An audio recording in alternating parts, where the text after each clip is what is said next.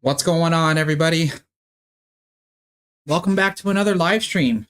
And hopefully this one is going to go better than the last time I tried to review some APA matches.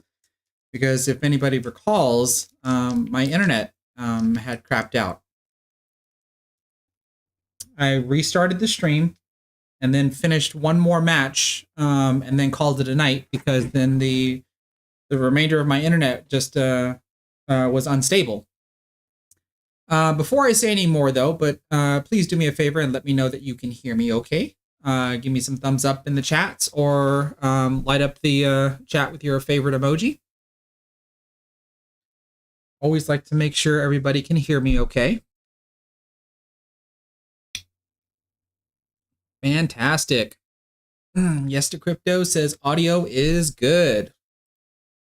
Hoping CSF, thank you so much. Okay. So, if you can see now, I think I have this working. The last time I tried to use these little widgets that I have, the Facebook stuff wasn't working. And now I do see in real time that I do have 3 viewers on Facebook. So thank you so much for being here. Hopefully sooner or later I can get these numbers to kind of balance out, because I know there are some viewers that just like to interact with Facebook, and then there are some viewers that just like to interact with YouTube, which is why I tried to stream to both.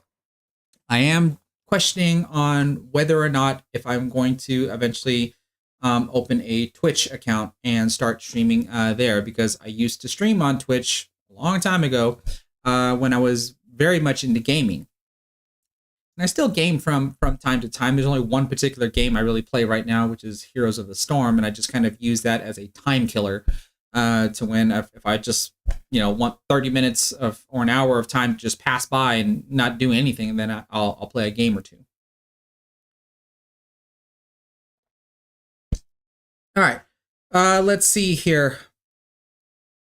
Before we get started, if anybody has seen my community post, the last actual live stream that I did, I had chosen the winner of my ICA training system giveaway, where I had 12 participants submit videos to me of them completing my climb down the tree drill. And the person that I drew was Jaybird, who is an old buddy of mine. I've had Jaybird here on my channel. We've gone to the Texas Open together. And when I let him know that he won, he told me to go ahead and give it back, so that way somebody else could win. He is under the impression that because we know each other, he doesn't want there to be any type of, was there any type of collusion that I just happened to just rig the drawing to where it was in his favor. If anybody remembers how I did the drawing, I did a demonstration first using a third-party software that I found on the web, and then I did the actual drawing, which should be proof enough that it's completely randomized. It just so happens to be that I did pick a buddy of mine. So, before we go into tonight's actual stream, which is reviewing more of my APA matches, let's go ahead and pick another winner. Now, I'm not going to bother showing everybody the entries again. I don't think that's necessary. We all saw it last time in the last stream, and I still have that stream up as well. So I'm going to leave that stream up there, even though it shows that Jaybird was already the winner. So if someone comes and watches this stream, then they'll see that there's been a correction. So let's switch on over to this. Okay, so we should see here that before there were 12 entries, now there's 11. Okay, so everybody is all the same. They're in the same exact locations. The only person that's missing is Jaybird. So I don't need to do a demonstration as far as I'm concerned. This is the same exact third-party software that I use. This is from wheelofnames.com. You just enter in all of your entries, click on the wheel. Whoever is randomly selected, that's who the winner is going to be. So in 3, 2, 1, Click.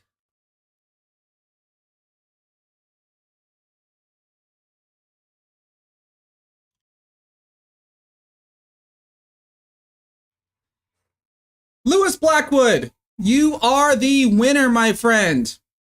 Not only do you want to thank me, but you want to make sure that you thank my buddy Jaybird for giving the prize back, because he did not have to do that. So Lewis Blackwood, I want to say congratulations. You are the winner of the ICA training system. I will be contacting you later on to get the details of like your shipping address and stuff, so that way I can tell Robin, the creator of it, to go ahead and send you the Raspberry Pi module with the cables, the software, and etc. You're just going to be responsible for buying the projector, just like how I had to do it. Okay, so without further ado, let's go back to this. And Eric Croft, thank you so much for sharing my stream on Facebook. Did everybody see that? My Facebook alerts are working as well. That is awesome. That was actually pretty cool. That caught me off guard. Okay. So let's close this. All right. So yeah. So now, like I said, we're going to be reviewing both 8-ball and 9-ball, but because I'm now playing a Double Jeopardy APA league format where we play both 8-ball and 9-ball in the same night. So usually it would take me up to 2 weeks, 2 or 3 weeks for me to actually be able to review videos. But given that in one night, I might actually be able to play 2 matches. So I might only have to get just 1 week, and then I'll be able to stream. Wayne Hall, thank you so much for liking my stream on Facebook. I really do appreciate it. And I'm glad all that stuff is working now. I got to figure out if I want to keep all of that.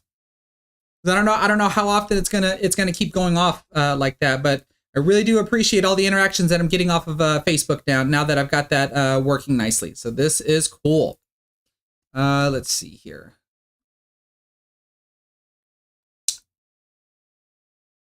Let's do, I think, this. And that way I don't have to, I just muted the audio on my end, so I don't have to see it. I have to visually see that I have some sort of alert on Facebook.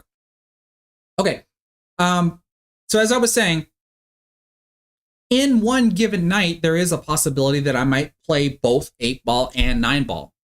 But sometimes there might be a given night where I'll only play 8-ball or I'll only play 9-ball. It really just depends on how we shuffle around the rosters, because an 8-ball roster and a 9-ball roster consists of 5 players, but my team roster has a total of 8 players on it. So you would think typically that you would want to basically have the same 5 players play 8-ball and the same 5 players play 9-ball, but it doesn't always have to be that way. So like I said, there might be some occasions where within 1 week, I'll have an 8-ball and 9-ball match that I can just do a stream, and that could be considered one thing. But if there is a week where I might only play 9-ball, then it'll take another week before I can actually be able to get another match, so that way I can always at least have 2 matches. Now, with the exception of tonight, if y'all recall, I didn't finish the summer of 2023 8-ball matches. So I've got 1 more of those that I actually want to start with, and then we'll roll into the Double Jeopardy matches. Okay. What is this all about?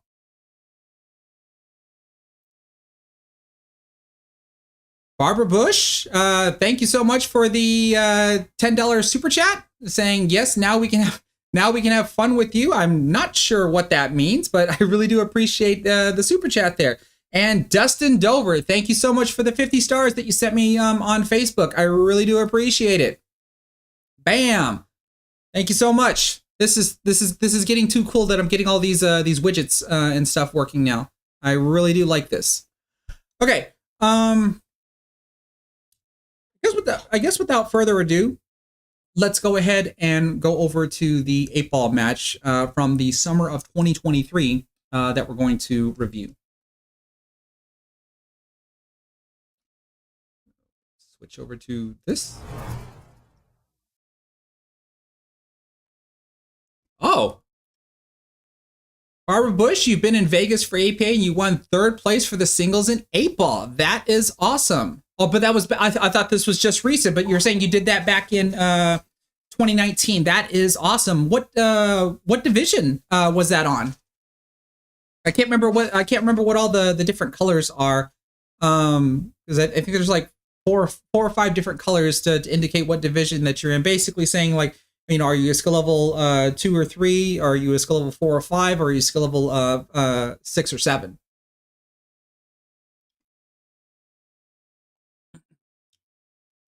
Okay, so this is too cool. I might actually have to mute that. Let me see here, because that's gonna. I think that's just gonna get a little out of hand. Let's go here and let's go here.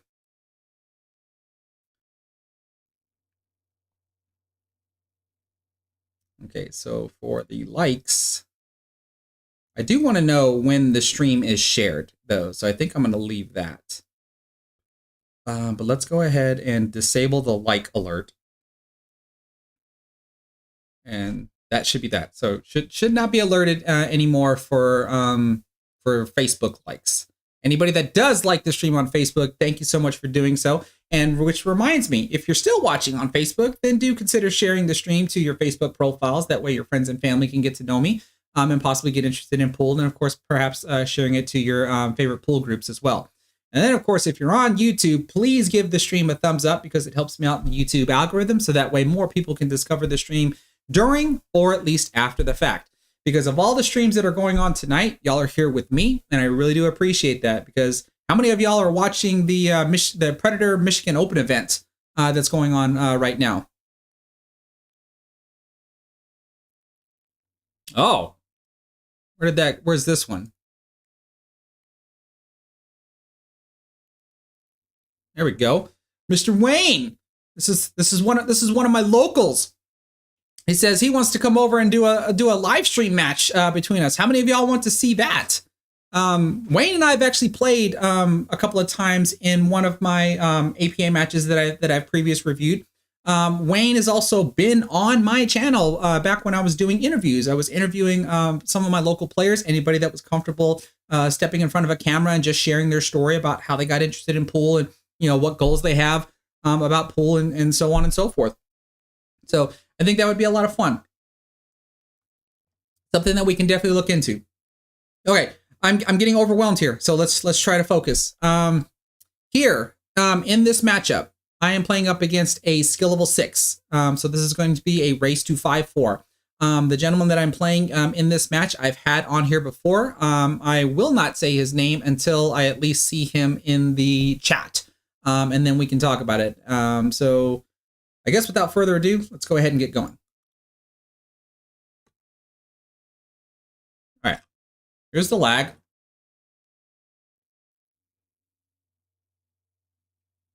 And it looks like I won the lag.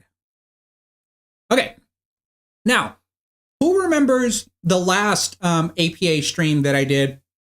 Where, well, like I said, it was in 2 parts. But who remembers on, I think it was the second match, I had made the 8-ball on the break, and I had scratched, mainly because I saw that the cue ball was coming right towards the bottom left corner pocket, and I tried to launch it over to the opposite corner pocket and ends up flying off the table.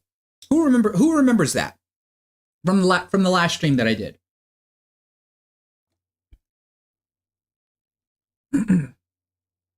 And it's important that I'm asking that because what's about to happen here, I'm gonna want to know, what do y'all think is worse? What do y'all think is worse? So doing the second ball break here, still here. So I'm hitting the cue ball with a little bit of bottom left spin so I can pull the cue ball over to the side rail and try to have it squat somewhere near the center of the table. And you see, I almost, I got the 8-ball moving, which is typical when you hit the ball in the second row. if you're fortunate enough that the ball can go here into the right side pocket, because otherwise it can get kicked around and go somewhere else. But the likelihood of it getting kicked out of the pocket out of the rack is relatively high. And so that way you have the chances of being able to win right off of the break. Now, what did I make on the break though? I have the 1 ball. I don't see the 2 ball, 3, 4, 5, and I don't see the 6 ball. And then we look at 9, 10, 11, 12, 13, 14. So it looks like I'm solids here. So for anybody that's new to my stream, what I typically like to do here is talk about or try to remember things that I had done on these particular nights, especially for a match like this, because this match is like a couple of months old, maybe 2 months old, I think. So I have to try to remember what I did. But what I can do is explain some general strategies that I typically try to follow when I play 8 ball or when I play 9 ball, when I do get to 9 ball. And then I'll try to attempt to commentate on what I think my opponent is doing. And occasionally what I like to try to do is before a route of pattern or a pattern play gets started, I might try to poll the audience to see, well, what order do we think we should shoot the balls in, and discuss the pros and cons of those patterns, unless any of those patterns happen to come up, match the one that I happen to pick. So that way, hopefully I'm able to, 1, learn from any mistakes that I might end up making, because I'm going to make a lot of them. And then that way I can hopefully reduce those mistakes as time goes by.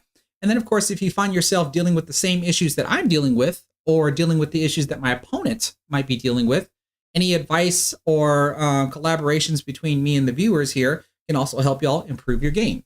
That's the whole purpose of all of this. You get to see me shoot in a quote-unquote live setting here, and then try to figure out what we can do to make it better. So in this case here, I have made solids. So in APA, you play what you make on the break. Anybody that's familiar with most non-APA leagues, if you make a ball on the break, the table would be considered open and you're allowed to shoot it whatever you want. But in APA, if you only make one type of one set, that's the set that you have to try to play. If I would have dropped a stripe in this rack, for example, the table would be open. Even though I dropped 2 solids and 1 stripe, because I at least dropped 1 of each, then I would still be able to have an open table and try to run the table from here. So the very first thing that I always do whenever I come to the table, I'm solids. So I have to recognize where every one of my solids are at. And then, of course, I would like to recognize where's the 8 ball, because I'm going to want to shoot the 8 ball if I'm allowed to. And once I recognize where every one of my balls are at, I have to determine, are any of them in trouble? Meaning which, are they in a cluster? Are the paths to pockets blocked? Because if I can see that a ball or balls are in trouble, then I'm going to want to try to figure out a way to solve them as quickly as possible, so that I can be able to run the rack and not allow my opponent a chance to be able to come to the table. If I end up being able to assess that the layout of the table and all of the difficulties that I have to face end up being too difficult, then chances are I will not run the table.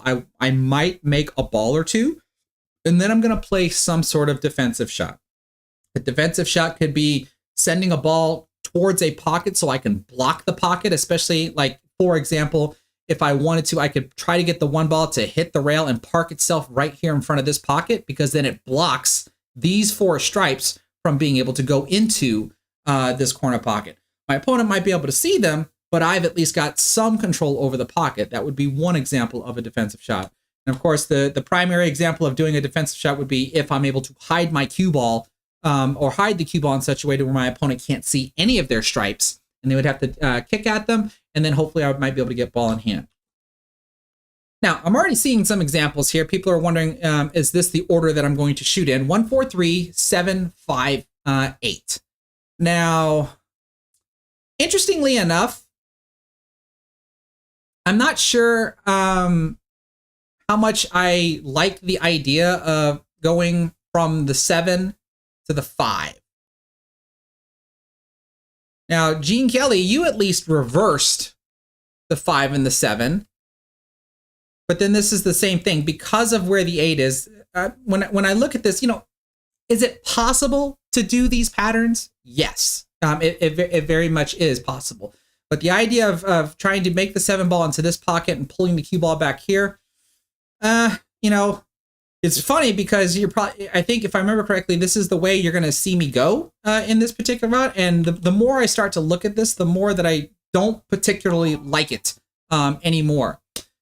Dr. Julie Helmrich, Iron, is that psychology, I guess? Thank you so much for subscribing to my YouTube channel. When I look at this layout now, after the fact,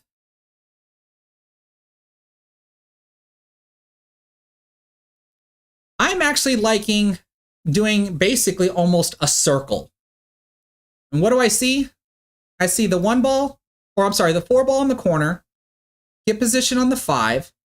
I can shoot the 5 into this corner and either roll forward or, stun out over here, whatever.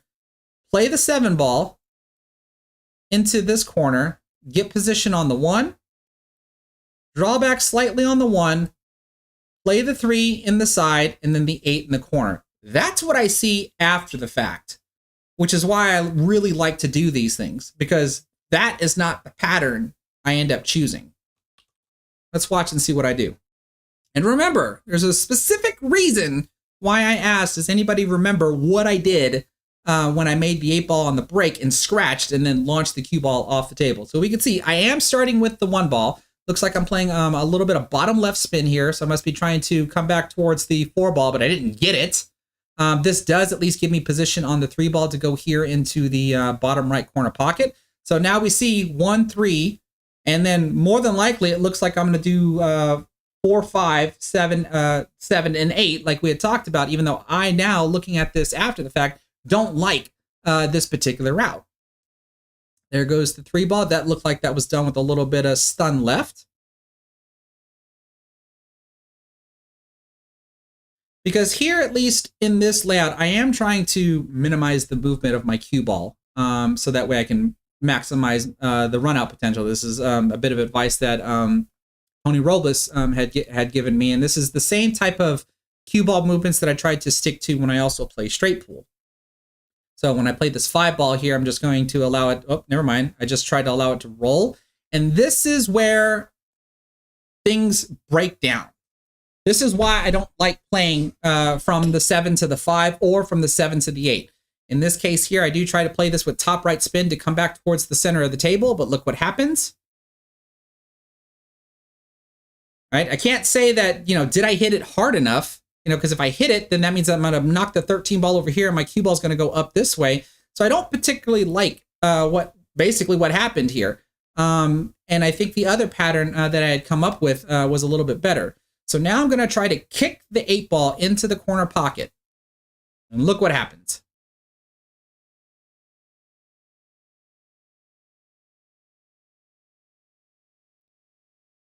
Which is worse, doing that, because that was in my control, or making the 8 ball on the break and scratching? Which do we think is worse? Because since I scratched on the 8 ball in APA, that's considered a loss. In other leagues, it's not considered a loss. It's just that my opponent would have ball in hand.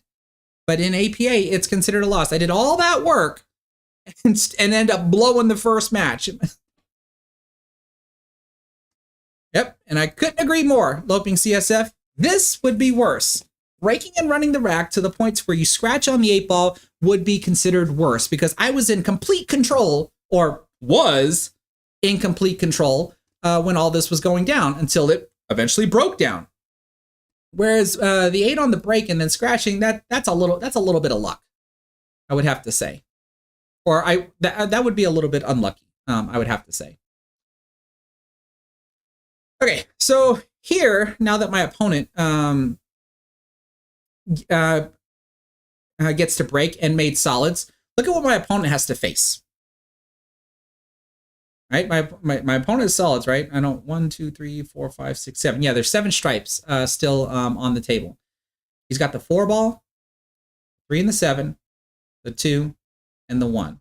Now, clearly, it looks like he might be starting with the 2 ball because I can't tell if he can see the 1 ball past the 14 ball. But he's got some issues that he's got to try to deal with here. So I'm curious as to how he's going to try to deal with them. From the 2 ball, it looks like he can play position on the 3 ball, maybe to go here into the side pocket.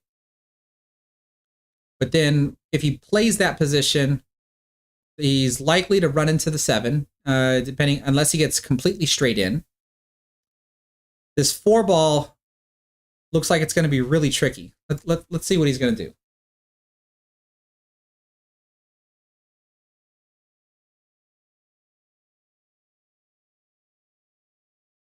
Plays the 2 on the side. Gets a little friendly bump on the 7 that I think actually helps him out because I think the 7 goes into the corner now.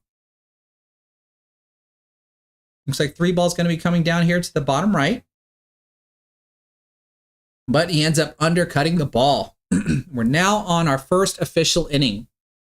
So now, even though I completely blew the first rack, we still have to rinse and repeat the same exact process. Stripe, stripe, stripe, stripe, stripe, stripe, and stripe. No real particular issue when you think about it, right? Both of these balls can go into this pocket. Both of these can go into this pocket.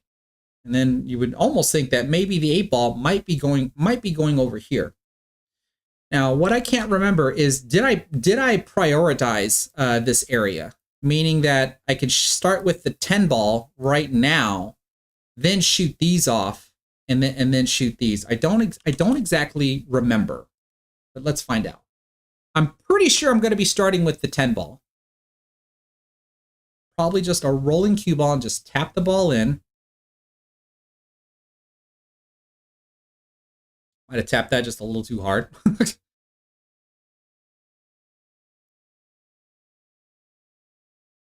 It looks like I'm shooting the 12 with some draw. A little soft draw there. Oh, okay. So let's look at this because this is where things get a little important. Because again, if we're talking about minimizing our cue ball movement, what could we possibly do here? Now, what's going to be difficult to tell is whether or not if this ball passes the 1 ball to go into this pocket here. And let's say that it does, because again, I'm not really going to remember until I let the video play on. When I look at this particular layout, if I wanted to attempt to minimize the cue ball movement, this is what I would end up looking at. Here's my 8 ball. Where do I think I want to play the 8 ball? Well, chances are not over here because the 4 ball is going to be blocking this path once I remove these 2 stripes out of the way. So the 8 ball will likely go over here, more than likely. So what ball would I want to shoot at right before the 8 ball?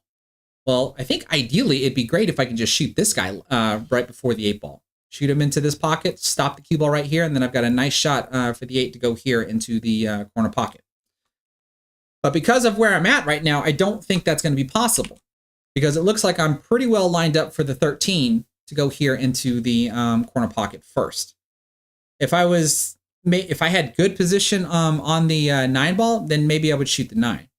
But when I look at this layout, I can see that I can get my cue ball to come out like this.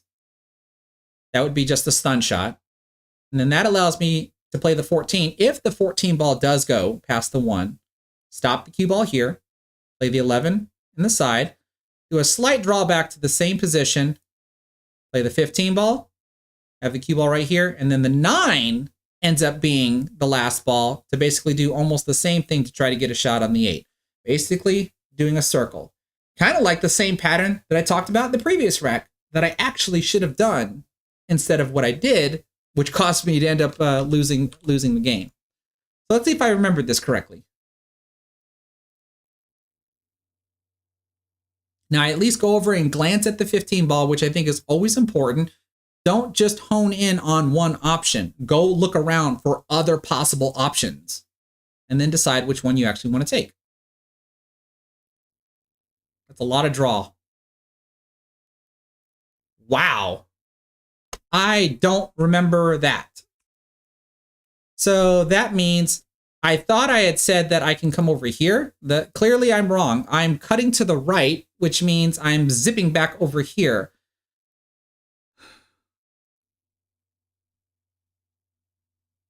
Did I do that on purpose? I mean, my cue ball is zipped over here like this. That means I have bottom right on the cue ball.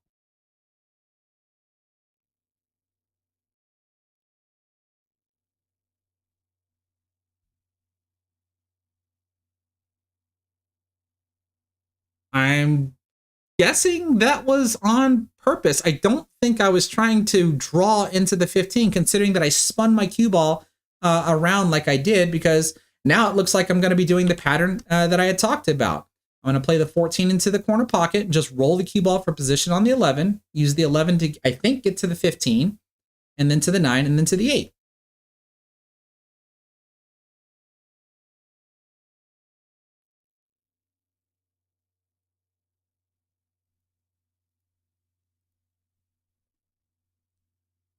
Draw back slightly. Yeah. Okay. So the first shot there of that pattern threw me for a loop. I had the angle incorrect.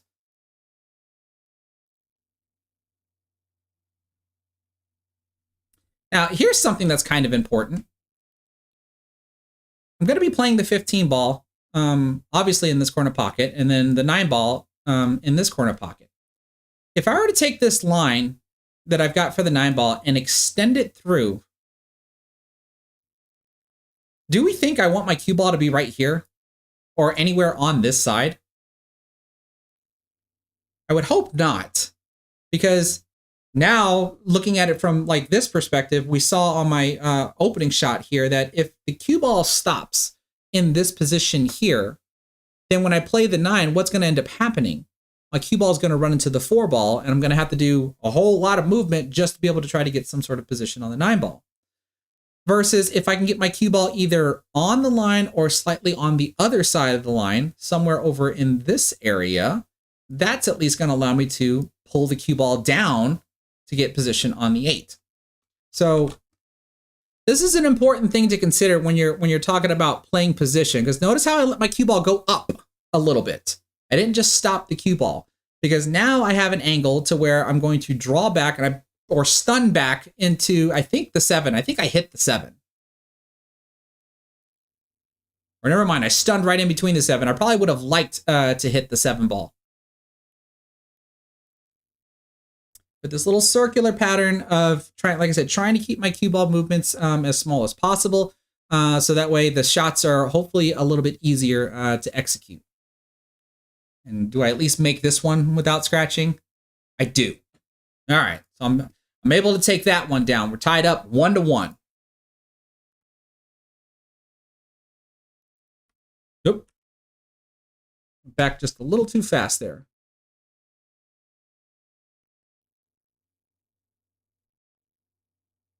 Okay, pretty good, decent break there, but I didn't make anything. As we can see that the 8 ball is dislodged from the rack. So now my opponent gets to play here. What do we like better, folks? Do we like solids or stripes?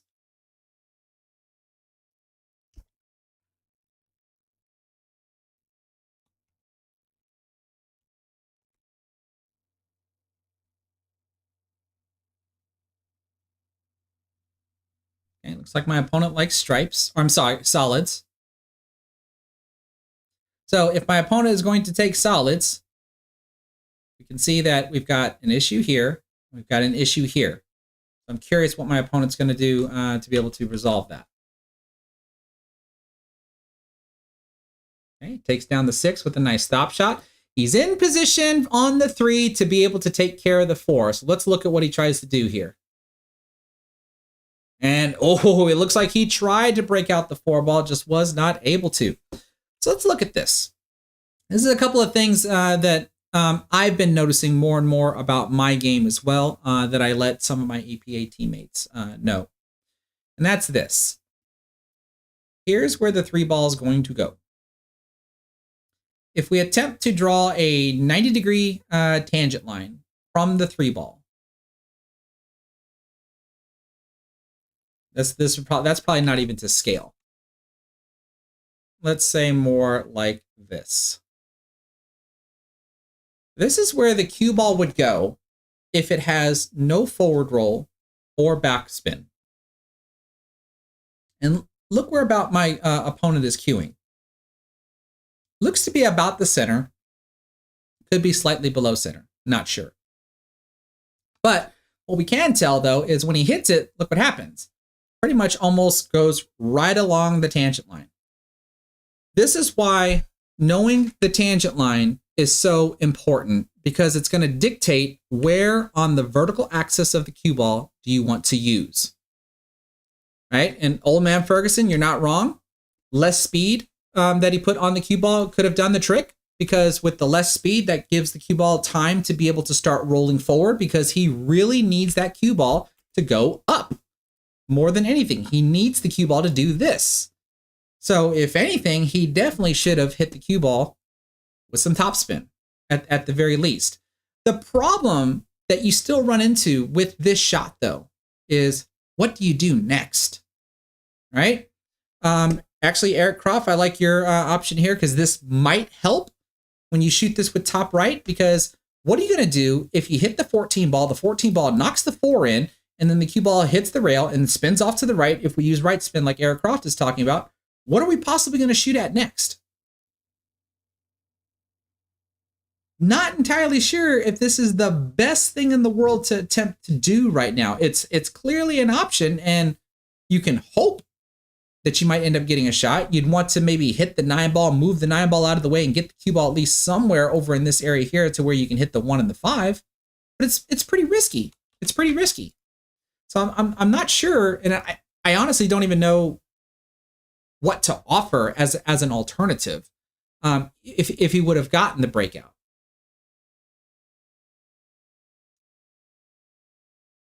Because now, what do you do from here?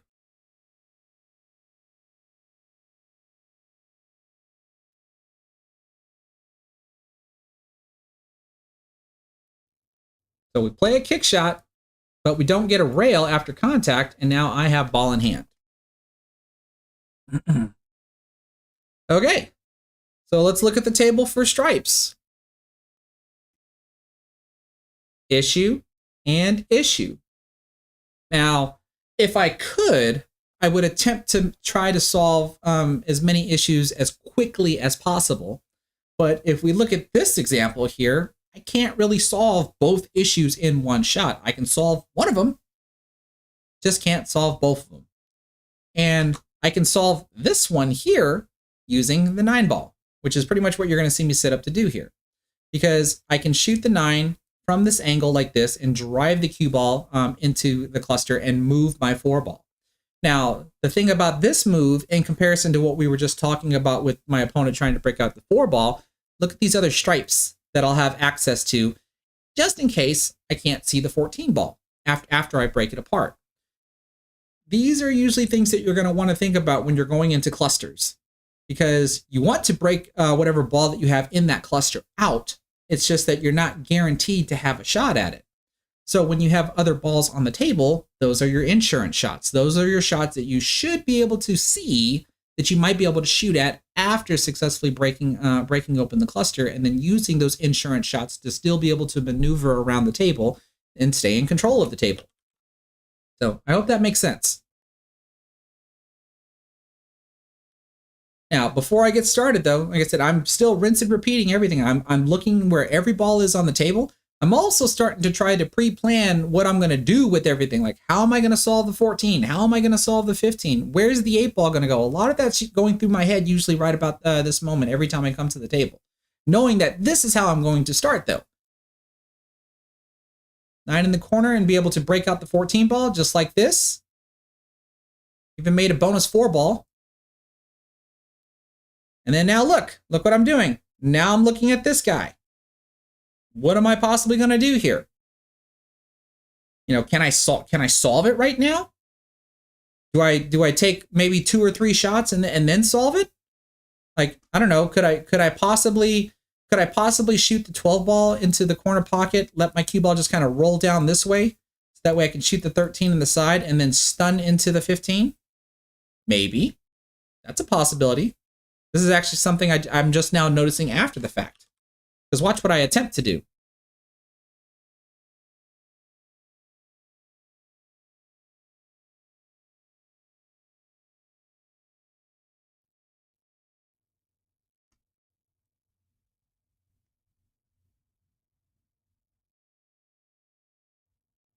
Get a nice, gentle little breakout from the 10 ball, and now the table is wide open. So now, hopefully what we can do is look from here to figure out what our end pattern is going to be.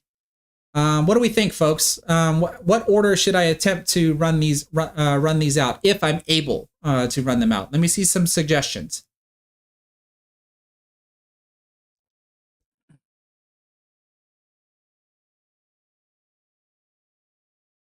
So, because I can't tell, I might be able to see the 15 now, and it looks like I can see the 14. I think the 13 blocks the 11, so these might be my first two opening options here. Just not entirely sure. Trying to remember which one did I start with? Because I would tend to think I probably started with this ball here. If I shoot the 14 ball in, this is where the cue ball naturally wants to go, and I can probably just allow it to. I can probably just allow it to do that, and then come out over here for the 13 or the 12. Trying to think what is the last ball that I shoot at, because it's not going to be the 15. The 15 ball is not going to be the last ball. Let's see, what do we got here? Let's see. I see Matthew McAllister. You're saying let's do the 15 ball, the 13 ball, the 12, 11. You did forget the 14 ball, but the 14 balls can serve as a good key ball, so that works out okay. Goba 44. You're saying use the 15 ball to get, or the 14 ball to get to the middle of the table. I can definitely do that as an opener. Aircraft. You're thinking the 15 ball to the 12 ball to the 11. To the 4, that's actually a pretty good darn pattern. The hardest shot is at the very beginning, and then after that it gets kind of easy. I actually really like that pattern. Let's see, Barbara Bush, you're saying from the 14 to the 11 to the 15 and then to the 13 and the 12 and the 8. Where would the 11 go? It looks like the 11 might be able to go over here. I don't think it goes this way because of the 8 ball is blocking that path. And so in order to do your pattern, I definitely would need to be able to get my cue ball somewhere over here. And you're thinking side left? You're thinking over this way? Not sure if I could with the position of the 13, but let alone, how do I play the 14 ball into this pocket and get my cue ball to essentially do this, because I have to get really deep into the corner pocket here just to have a chance of being able to do something like this. And I don't even think something like this would be possible, because if I use running spin, which in this case it would be right spin, the moment I hit this rail, I'm going to expand out this way and then expand out that way. So that could be a potential issue there. One last one. We've got 14, 12, 11, 13, 15, 8. Let's see here. The 15 to the 8. Especially after the 13 ball is last. Clearly, it's an option. I think my concern I start having is how I'm going to avoid running into these balls, which could cause an undesirable result. So these are all good suggestions. I actually like Eric Croft's, I think, the best, but I don't think it's what I did. Let's find out. I'm pretty sure I started with that 14 ball. A little bit of right spin, and I'm more than likely going to get position on the 13 or the 12. Or neither.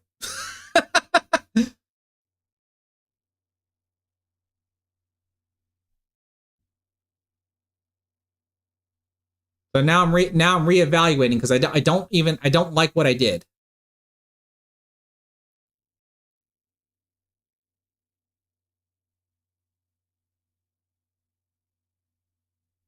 can play a combo, maybe. Can clearly try to cut the 12 ball all the way up, and I have a shot at the 15. And it looks like I'm taking a shot at the 15. So what am I going to do here with the now that things have gone awry? We saw that my cue ball went this way. I'm more than certain I wanted to get position on these two balls here, but I just didn't. All right, so when we look at this,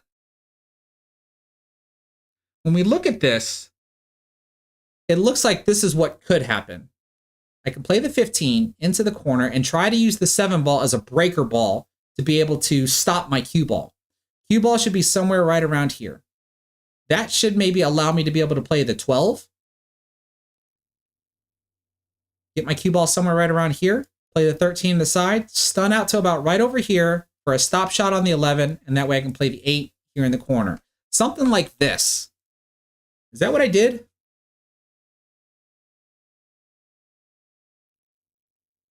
Roll the cue ball. 7 ball breaks the cue ball.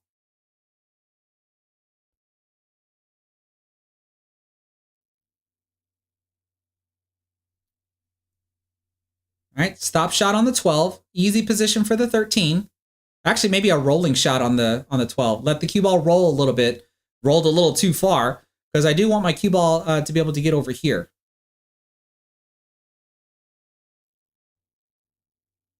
All right, so probably a rolling shot here as well. There we go.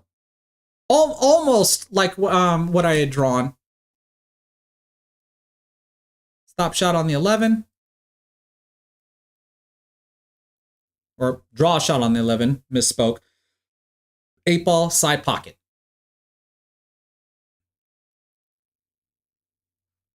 I'm able to take that rack down. So this goes back to when I finally decided on this pattern. This is, some people actually have a hard time thinking about this because they usually try to think of their runouts going forward. Meaning that they're going to shoot this ball and see where, and they understand where the ball is going to stop, and then they have an idea of what they're going to shoot at next, and just keep building forward.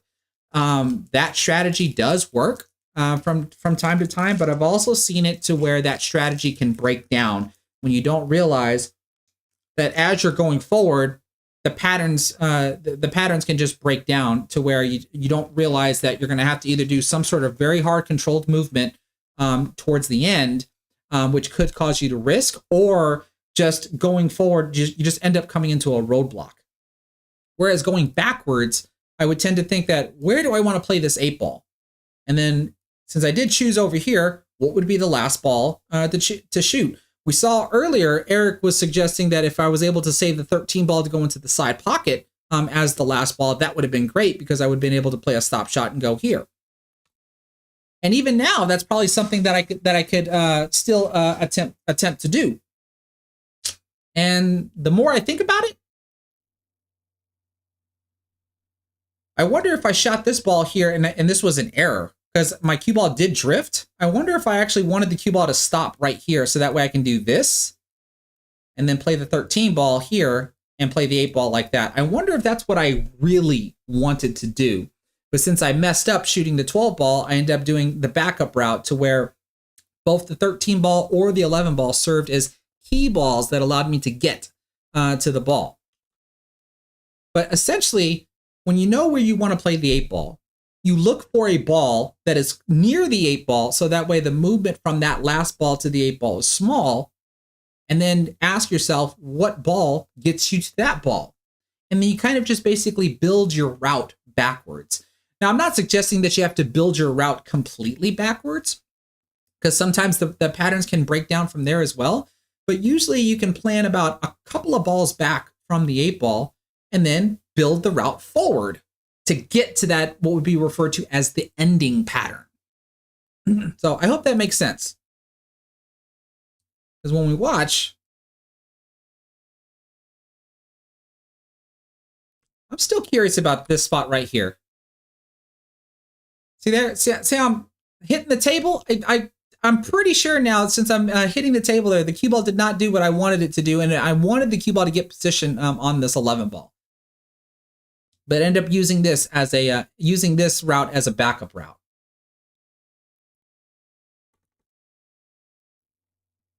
So let's see if the building pattern backwards comes up again.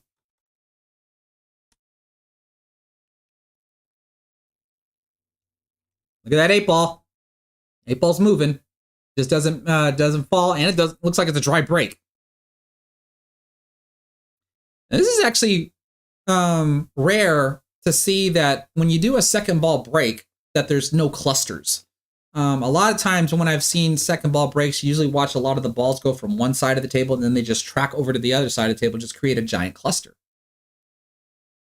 Now, my opponent here likes solids. And the only ball that I see is in trouble looks to be the 2-ball.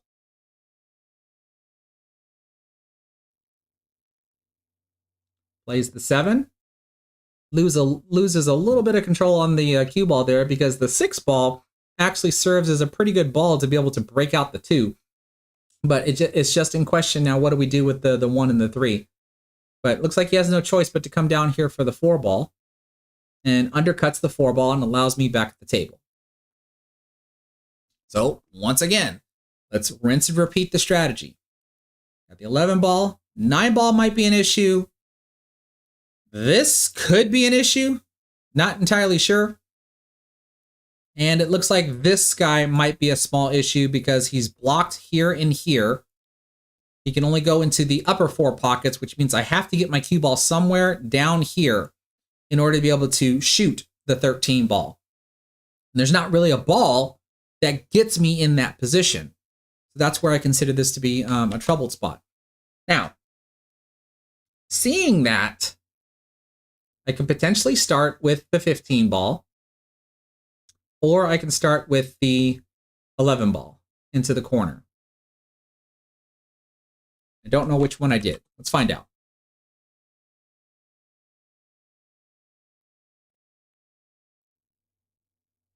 So you see there, like I instantly zoned in on the 15 ball. It looks like I was going to hit it with some topspin, but then I said, whoa, wait a minute. Let's look around. Let's make sure we know what our game plan is going to be. We're not just looking at one shot. Usually in my case, if the table permits me, I'm looking at the entire run out. Or when I come to the decision that, yeah, this table's not runnable, I'm looking at a route that takes me to a spot where I know I'm going to play defensive at that point. I don't just get down and just start shooting, especially at very obvious shots.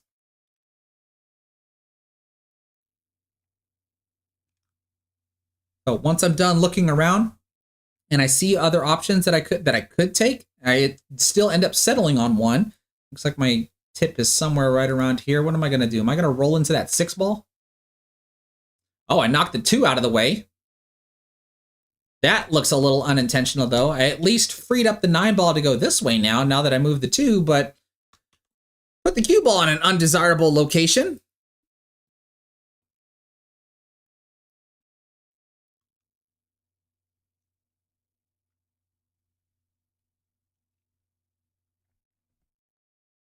So at this point, this is where I would have to surrender and say, okay, I'm going to let my opponent come to the table. So where do I want that cue ball to be when I let my opponent come back to the table? Well, I mean, clearly I can only hit my 11 ball. I'm not going to bother risking trying to kick the cue ball into a rail and do something or the other.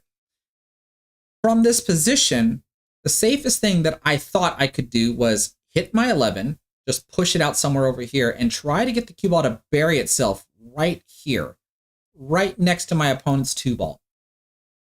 A very, very touchy shot that could easily go wrong. Easily can go wrong.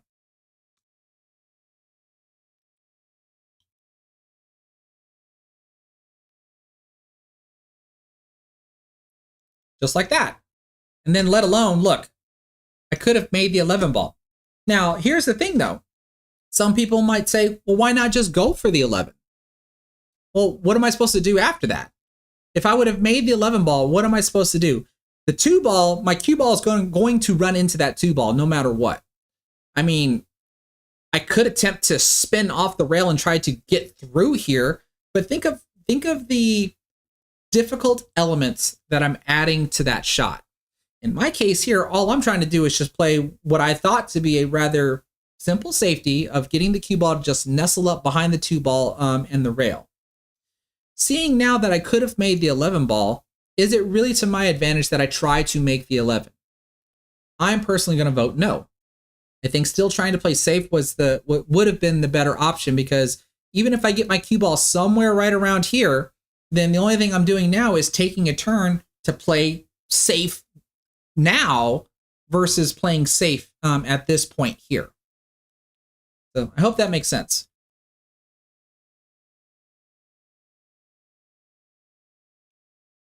Now, I didn't quite get the safety because my opponent does have a shot at the 2 ball. He can back cut the 2 ball, but the cue ball does turn loose a bit.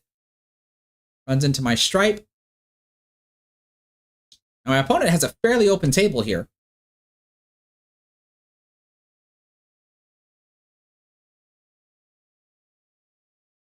That worked out. I don't think I would have necessarily hit that ball that hard, though.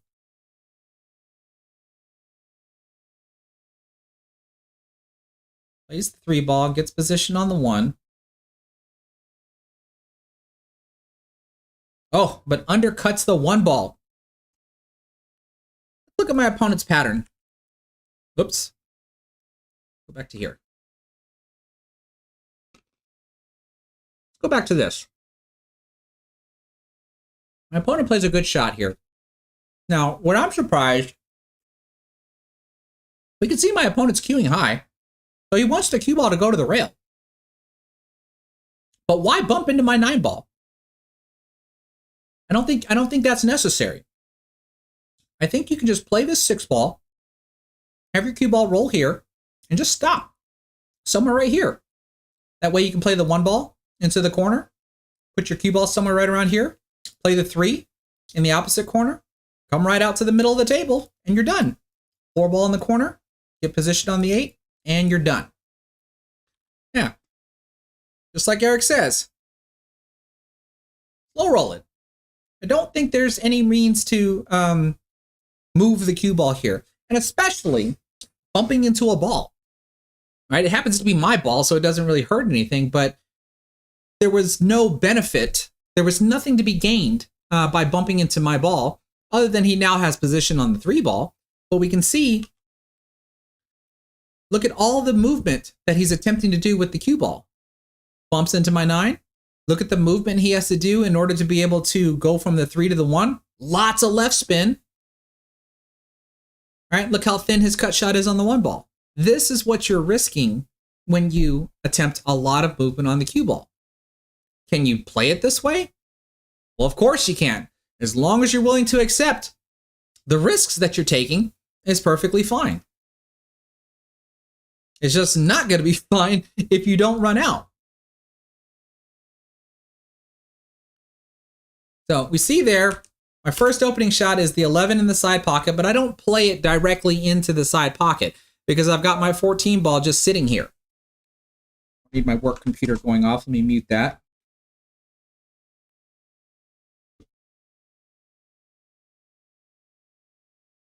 This is where I work as well.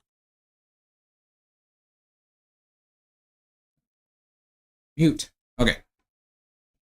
So here, like I said, I can play the 11 into the pocket without hitting my 14 ball, but why would I want to leave my 14 ball here? That would not be a very smart move to do. So that's why I play the 11 into the 14 and have the 11 ball counter him off of the 14 ball to go into the side pocket, which allows me to move the 14 ball.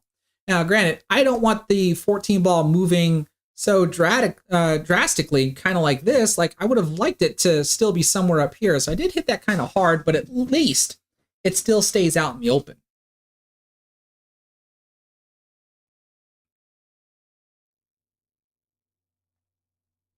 Now, what did I say earlier about the 13 ball?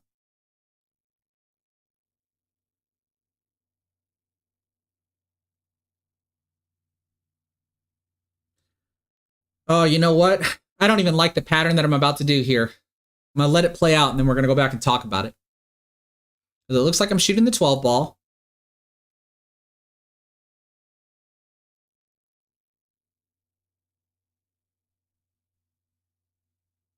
So now I can get position on my 13 ball, I think.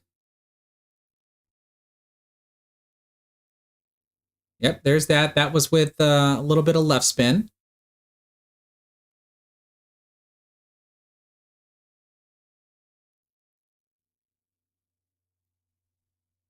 So a little bit of a stun shot there. Yeah, I'm actually not liking this pattern here. I think I have bottom right on this, but the bottom right spin ends up dying on me. And see, my cue ball goes forward. My cue ball is supposed to be somewhere right around here.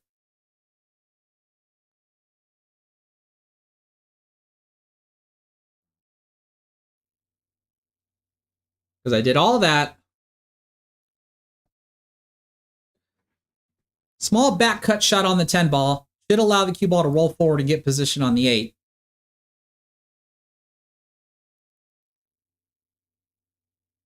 But doesn't matter if I undercut the shot. All right, so I actually want to go back to about right here.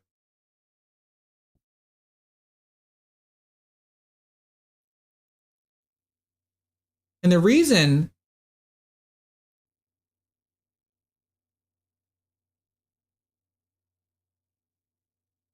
I'm actually liking this a little bit better. Shooting this guy now rather than later. Letting my cue ball come out to here. That's where it naturally is going to go. Come off the rail. And I've got multiple options that I can do from here. I can take the 9 ball and get to the 12. Now the hard part about doing the 9 to the 12 is moving from the 12 to the 14 after that, because so that way I can get position on the 13 ball. But from here I can clearly play the 14 ball, then the 13. Actually, you know what? I like this so much better. The more I look at this, when I get here, I can, if I would have played this ball instead of the 12 ball, when I get here, I can play the 14 ball into the corner pocket, stop the cue ball if I wanted to, so that way I can play the 13 ball up here, then play the 9 ball like I did, and look what ends up happening. No movement whatsoever. One minor little change changes the entire run out, which I think makes it a whole lot simpler. And just like with Eric Croft's suggested route, I take a harder shot at the beginning of the route in order to make the rest of the shots easier, as long as I'm able to control my cue ball. Whereas in this spot here, I did take a rather easier shot, but then ended up with harder shots at the end. And that's where you have to pick your balance of being able to set up your patterns here. So the more I look at this, the more I don't like this, like at all.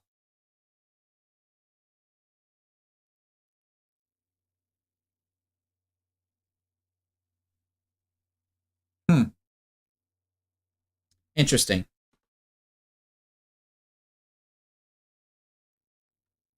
So clearly that's a shot that I could have made. I just didn't make it at the time.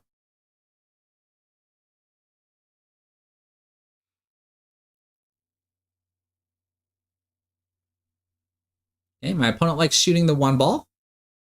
How many of y'all would have shot the 4 ball? Just out of curiosity.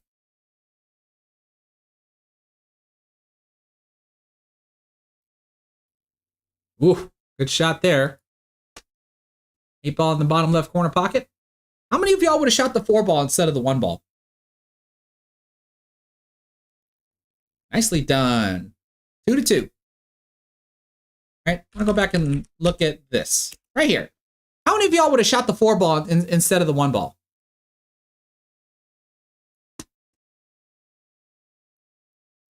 Does anybody think this is possible? Something like that? I don't think the side pocket scratch is there, not from this type of angle. Now, clearly, we could be flirting with this pocket. I can see that being a possibility. But I would think the tendency would be that when you cut this ball, I mean, heck, you might even be able to do something like this and spin it up to here with a little bit of left spin, and that way you still come somewhere over in this general vicinity. Looks like we got a couple of people that would do it. All right, S3204 would have done it. Old Man Ferguson says no way. He would stick with the 1 ball.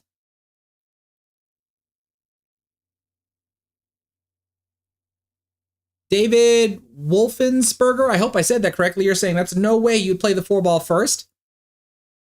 My 8 ball Scotch doubles partner that I went to Vegas with says he would do it, and Goba44 says he would do it as well.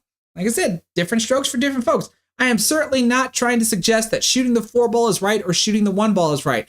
Here we clearly see a difference that people just play things differently. I don't know. Like I would have to the camera angle could be lying to me, right? That is certainly a possibility here. But if I were to come to the table and saw that this 4 ball was shootable, it was able to go, like, then me personally, I would shoot the 4 ball. Just me personally. But as we can see, not everybody agrees with that.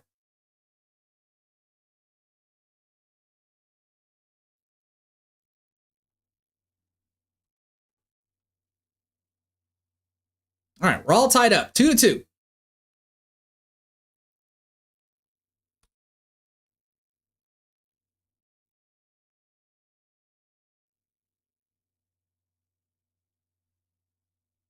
Okay, I see the 6 ball went down. My opponent's going to be solids. The table looks pretty good. Don't really see any issues on the table.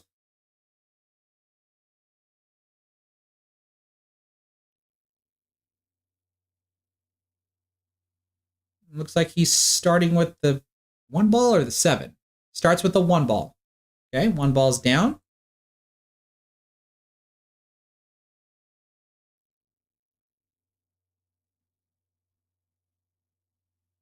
Okay, good position on the 3 from the 7.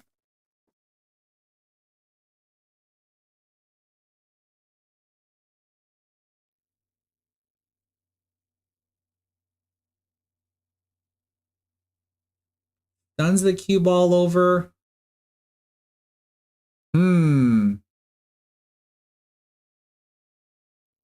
Looks like I don't think this is what he wanted. What do we got here? Okay, 5 in the side. Get a little friendly bump on the 4, but can he see the 2 ball?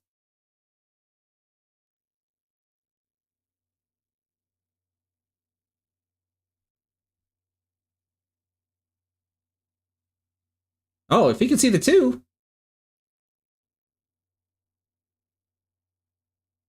Oh, but that's definitely an overdraw there. I don't think we wanted to do that. Where do we play the 4 from here, and how do we get from the 4 to the 8?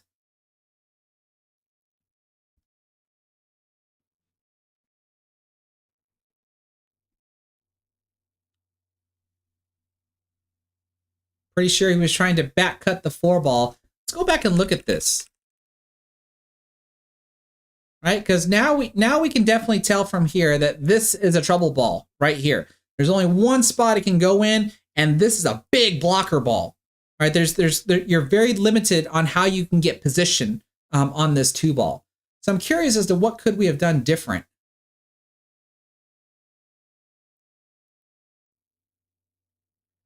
Like, for example, I don't see an issue doing what he did here with the 1 ball. I think that's fine. I think from here, I probably would have attempted to get position on the 4. Right? I know my cue ball is going into the rail. Right? He ends up getting... It's hard to tell whether or not if the bump on the 3 was intentional, but I would think getting position on the 4 from here would have been the better play here.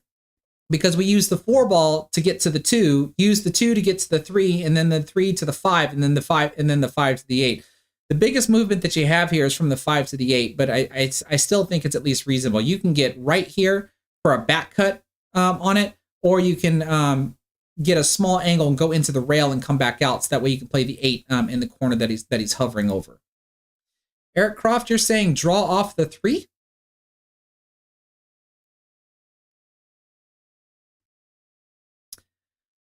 Let's see here. What are we talking? Oh, are you talking about like right now? You're talking about right now. We should have drawn off the 3. It looks like he started and then he stunned. Maybe he was trying to get position on the 2 from here. Zachary Huff, thank you so much for subscribing to my YouTube channel.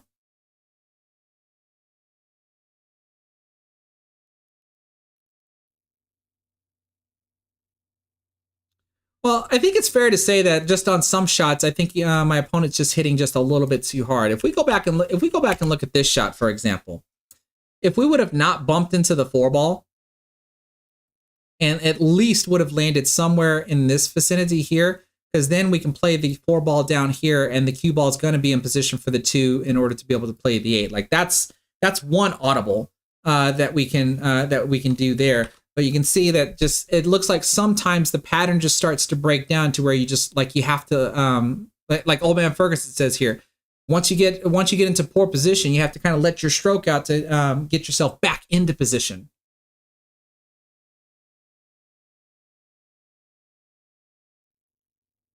Because like this right here, once I'm in that position, I'm clearly wouldn't suggest doing that. If anything, go back to here, we would want the cue ball to literally stop right about here, if anything. Because then maybe the best thing you can do is cut the 4-ball into the side pocket and try to do something like this. Maybe. I mean, heck, if you really had to get somewhere right around here so that way you can kind of draw back over here as well. But I think we definitely, if we take every shot that my opponent did and just stick to the same pattern and then just modify some of the cue ball positionings, we might have been in a better spot.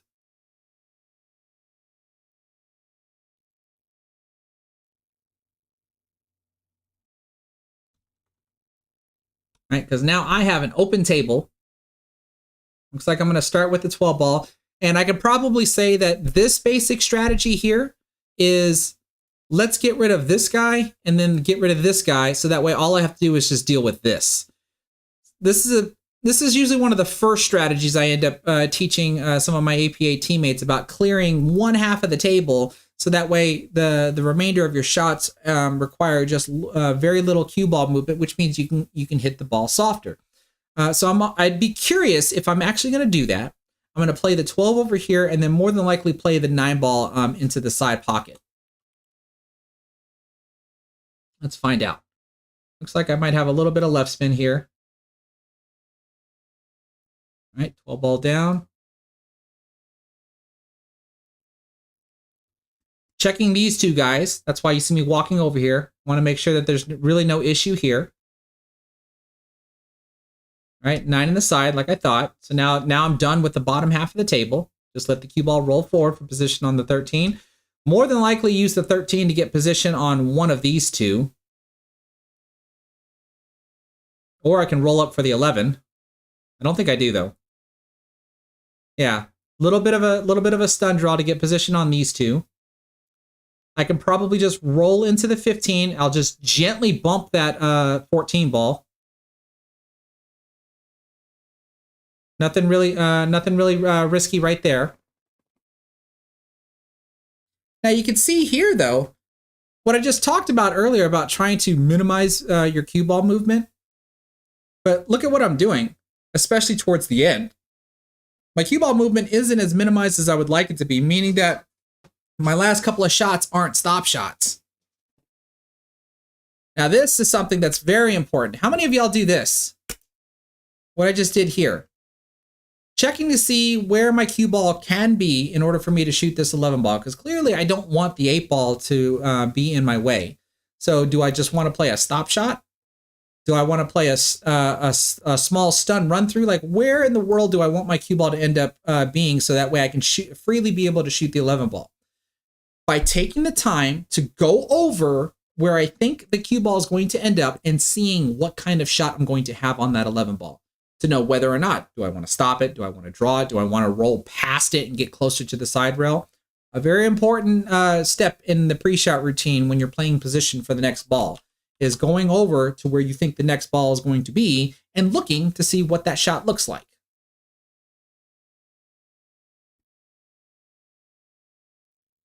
Right? Because I don't really let my cue ball move. And now all I can do is just roll this ball in and then play the 8 ball into the opposite pocket. As soon as this other player takes their shot.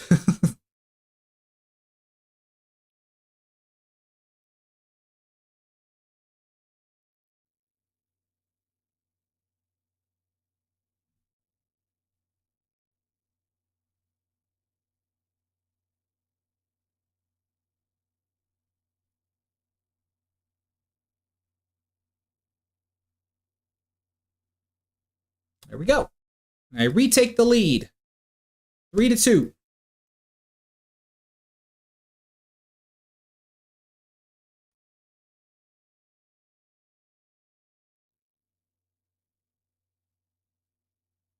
Uh-oh. Okay, move the cue ball a little too much on that one there. But it does look like I made a ball. Looks like I made the 4 ball, so I'm going to be solids, and this stinks.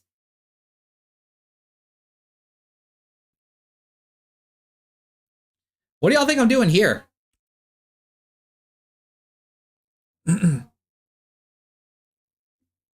do you think's happening here? Because I'm solids.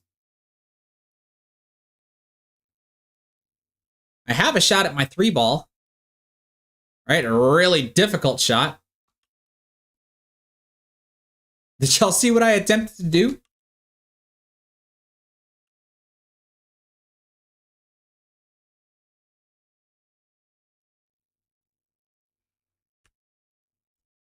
I didn't do a very good job of it because you saw earlier, right here, look at what I'm doing. I can see that there is a 11-5 combination that goes right into the side pocket. But then when I come over here and look, I have to figure out how to billiard my cue ball into that 11 ball in order to be able to make the 11-5 combination using the 1 ball. But I completely goofed it up. I managed to hit the 11 ball in such a way that I don't even touch the 5 ball.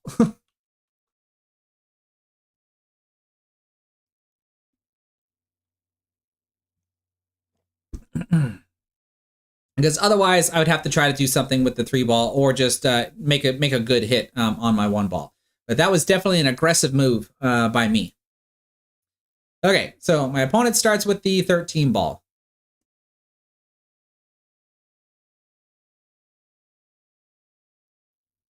What are we going to do with this 12 ball?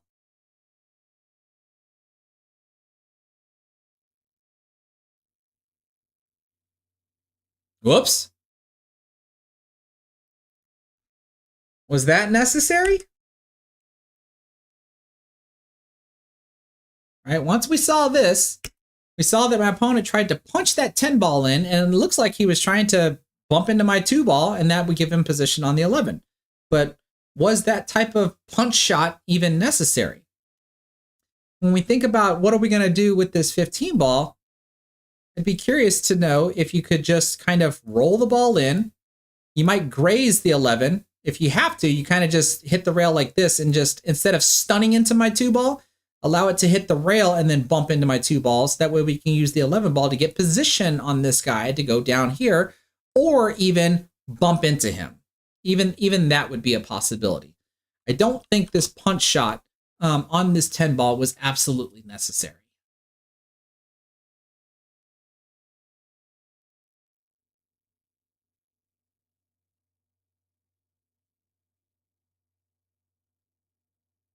See that?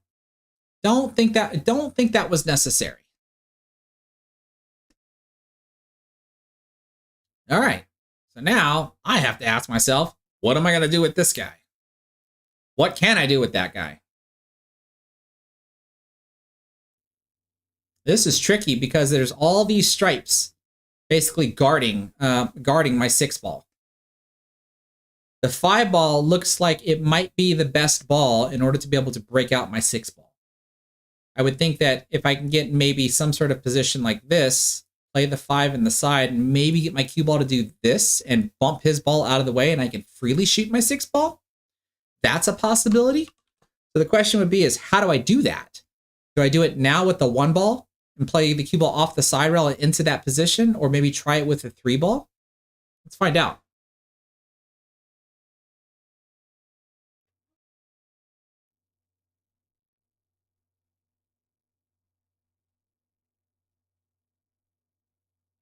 Or do I go into it now because I have an angle on the 1? Oh, I didn't even remember that I did that. Didn't even realize I did that, or remembered that I did that.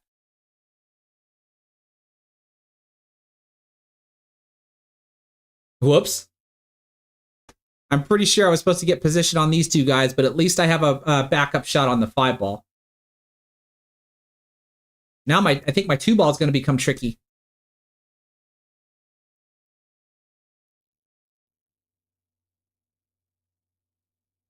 A little bit of a stun shot there on the 5-ball. You can see, like I said, my 2-ball becomes tricky. That's why I think when I played the 6, I wanted position for the 2-7 combination. The heck am I doing here? Oh, I'm taking a big risk. That was a big risk. Probably not the smartest of decisions there. If I'm able to make this 3-ball, I'll naturally get position over here for the 2-ball.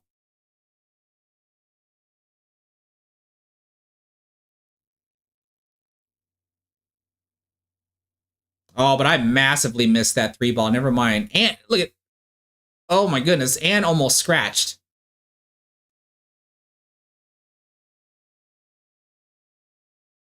All right, let's go back and look at this.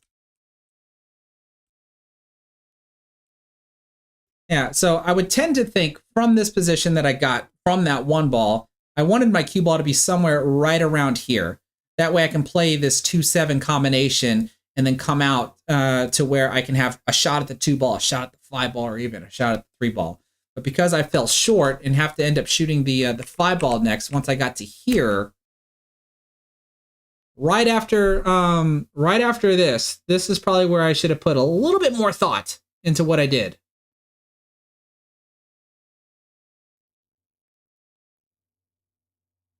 So I clearly I don't think I should have played the shot that I did. So now I'm wondering, what could I have done? Like, should I have just rolled the ball and get position on the 3 and then try to play from the 3 to the 2? Because getting my cue ball to be somewhere right around here, or actually even, I mean, heck,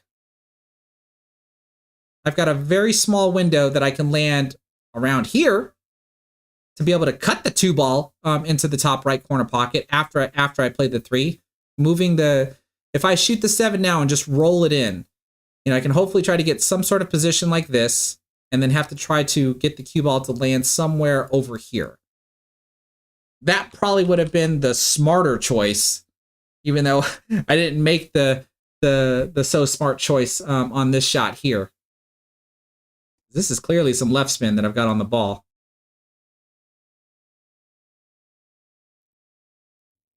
Interesting. All right.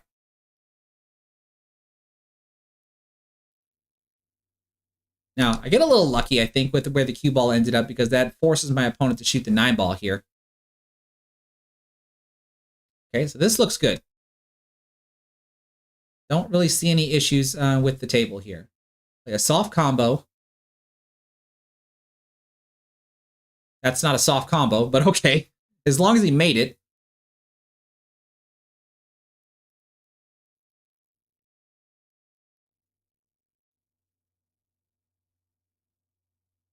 Ouch.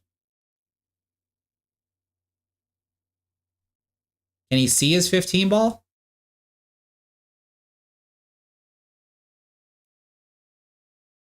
Oh, he could. Never mind.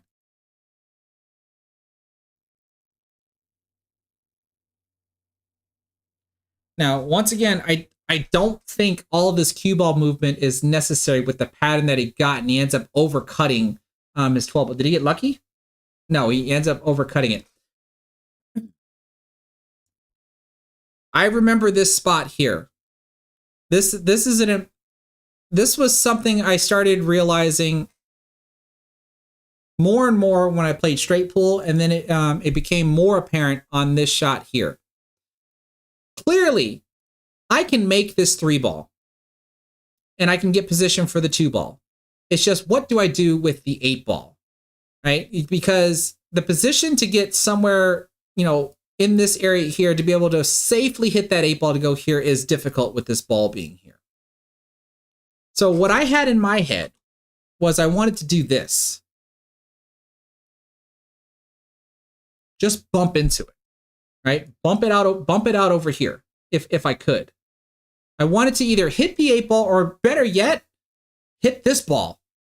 Like, you know, do something like this and hit this ball. Actually, maybe not hit. Never mind. I wanted to either run into this or run into this. I wanted to run into one of them. I can't remember which one.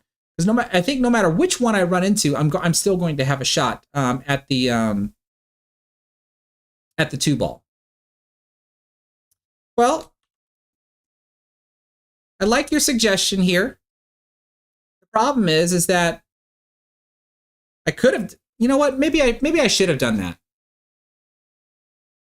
Maybe I should have done that. I should have just done that and then draw back. All right, yeah, or even that. Yeah. Whoop.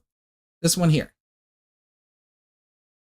Yeah, and even Kevin Booby, too aggressive would be easier just to line up straight than true drawback for the 8. Yeah. The more I'm looking at this, the more I'm agreeing with y'all. I'm definitely agreeing with y'all on that one. Here's what I wanted to talk about though, because watch what I do.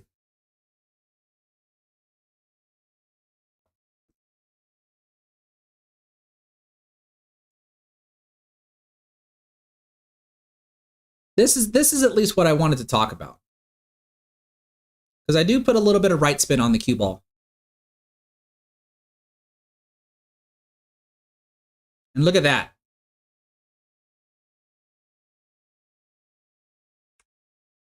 Look at my cue ball coming off the rail.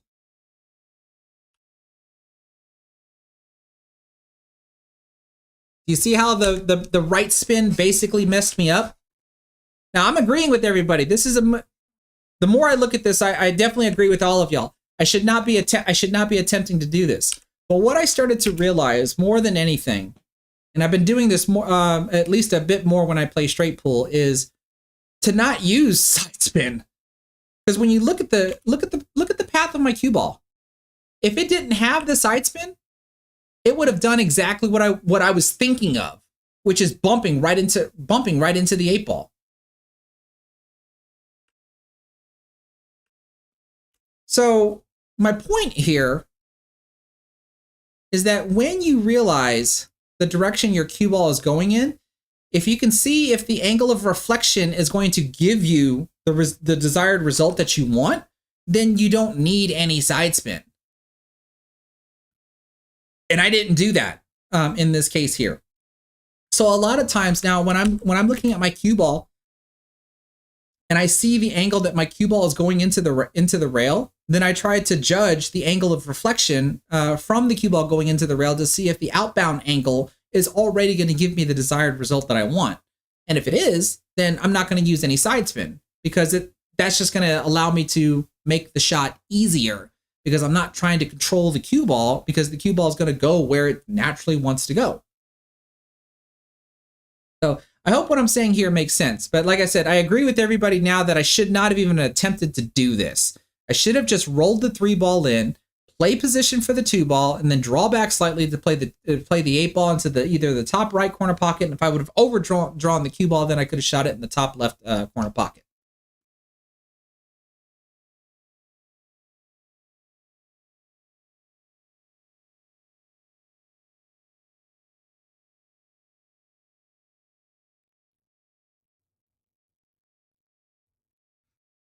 So here now I try to kick at the 2 ball.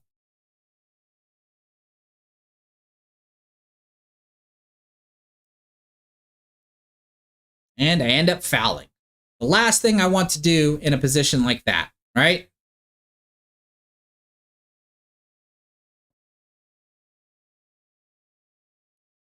So it's my own fault.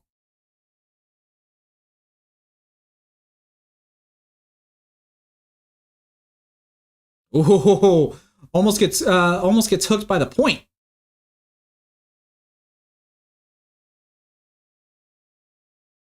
Whew.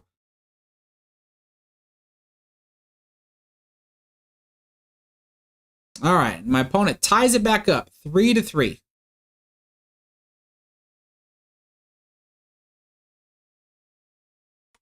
Oop. Okay, I see stripes.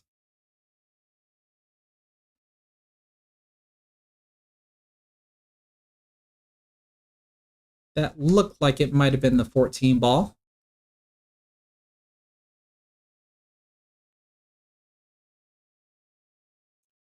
One small issue right there. All right, so this should become the priority.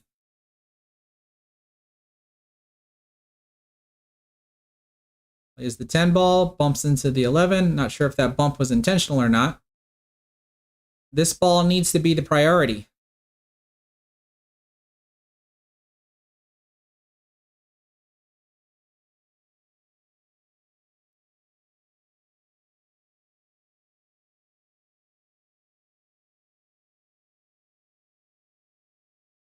Nope, you got it out.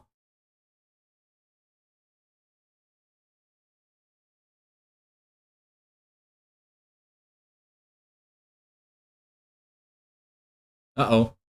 Does he have position? He does have position. Oh, no, but we weren't expecting the scratch. Oh, if he would have just caught the rail before the side pocket, that looked like that could have been a break and run. Oh, my goodness.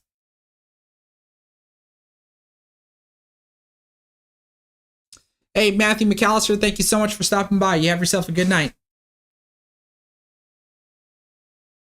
Unfortunate scratch there because the cue ball would have gotten position on the 13 ball, and the 13 automatically leads to the 8. What do we think? You can see I'm starting with the 5 ball. Does everybody agree with that? I would hope everybody agrees that this is the starting position.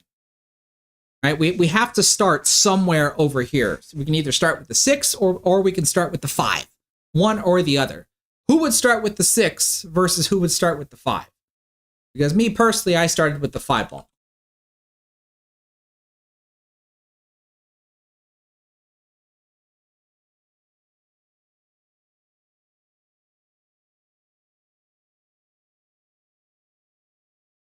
See, this is what I love about doing this stuff. Demskin Hopkins says he would start with the 6. Old Man Ferguson would start with the 5. I'm starting with the 5 ball. All right, stop shot on the 5 gives me position on the 6. Pretty sure I roll from the 6 to the 1.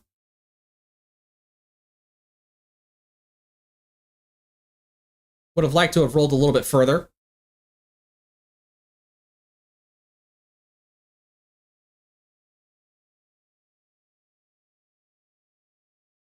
Roll from the 1, more than likely to the middle of the table because that's where the cue ball is going naturally. Okay, and so now we have an end pattern here. The question is what is the end pattern? Hey, Barbara Bush, thank you so much for stopping by. You have yourself a good night, and thank you so much for the $10 super chat. I really do appreciate that. What do we think is an end pattern here, folks? Like, who would do maybe, I don't know, 7,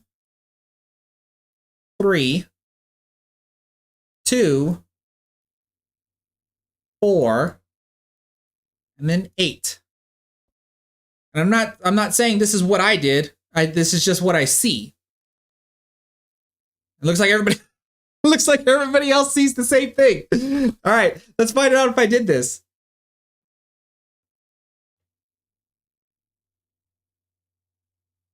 Seven ball. Everybody's right so far. Clearly up for the 3. Right? Oh, what am I looking at the 2 for?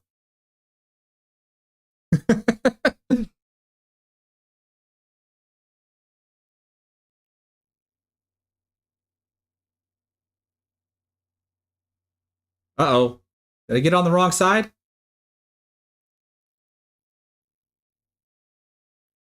I think I might have gotten on the wrong side. I did get on the wrong side. But the pattern remains the same. Because now it looks like I have to do this with the 4 ball though. This is what we don't want to do though, right? This is where my cue ball control kind of fell apart a little bit because we don't want to shoot the 4 ball like that, do we? If anything, I would want to get straight in on the 4 ball so that way I can roll the 4 ball straight forward and then be able to shoot the 8 ball in the opposite corner pocket. But nonetheless, I was able to get that pattern to work as well, and I was able to take the rack down. And that was all because of an unfortunate scratch by my opponent when he could have broken ran that table. But that puts me on the hill.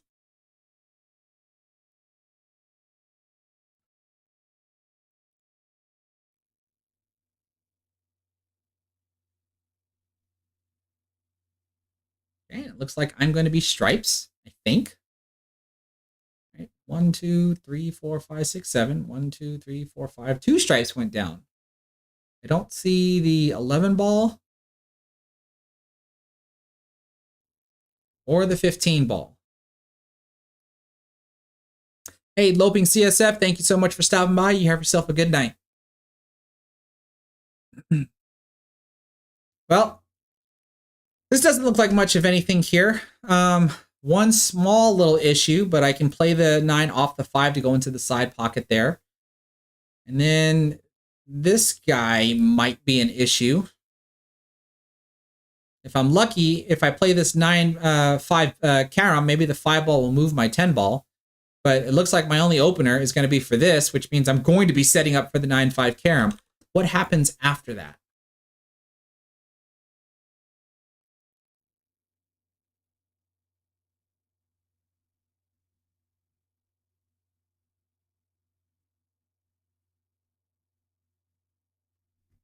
Right, I have to know that that 5 ball is going to go this way, and what's going to happen? Am I going to try to play position for this ball up here? Because that would be more guaranteed.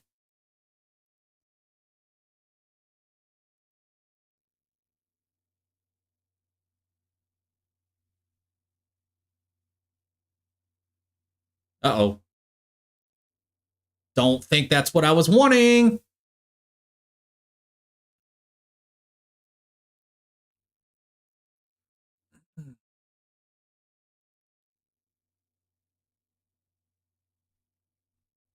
Now I've got a bigger issue right here.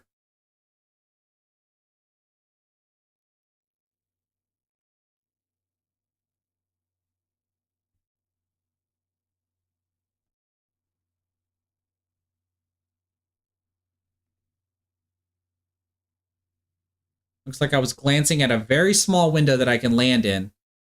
I gotta hope that the 1 ball doesn't stop me too much, because I'm gonna run into it.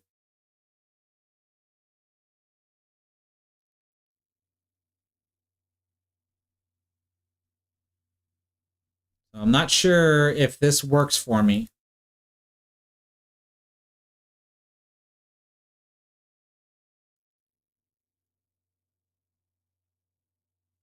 Nope, somewhere right around here.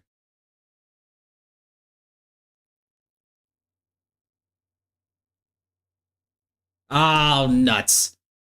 Didn't want that to happen. Probably unavoidable. Like when you look at this and see that I'm gonna hit that 10 ball, right? Even if I don't hit the 10 ball first, like I'm gonna hit it afterwards, and it just rolled maybe just a little too far to where now I can't make it. I can hit it, I just can't make it.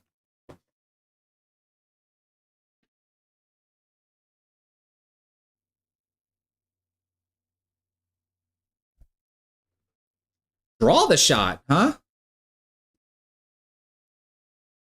Let's have a look. What would drawing the shot accomplish for me?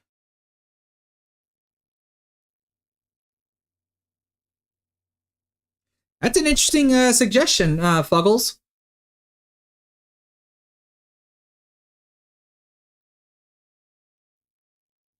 Hmm.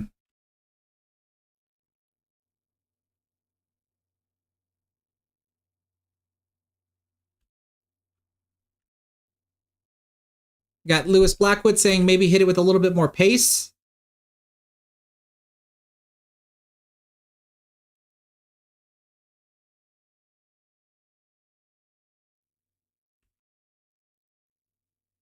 The suggestion is maybe hit it a little bit softer. Well, look at, I must have some spin on the ball too, because look what happens. Doesn't it look like the cue ball comes back in the same direction that it was going? Look at the direction it's going in the rail, and look how it comes off the rail, like in the same direction. So it looks like I might have had some spin on the ball. And if that's true, then that tells me that I can't see as much of that 12 ball as I would like. And I ended up having to throw the ball in with all the side spin that I had, and this ends up causing the result here. So if I were to attempt to put bottom spin on it, I'd only be curious as to what kind of result I would have gotten. Or like I said, if I would have just been able to hit the ball softer. I don't know. If I would have hit the ball softer, would the swerve have caused me to miss the ball, and I might have hit the 10 ball sooner? And this clearly could be a suggestion, is to go ahead and play a billiard off of the 10 and just do a little ticky into the 12. I'm not entirely sure. I think these are all valid options, but seeing how my cue ball reacted, I must be cueing somewhere over here and trying to throw that ball in. And this just ends up giving me the result that I had here.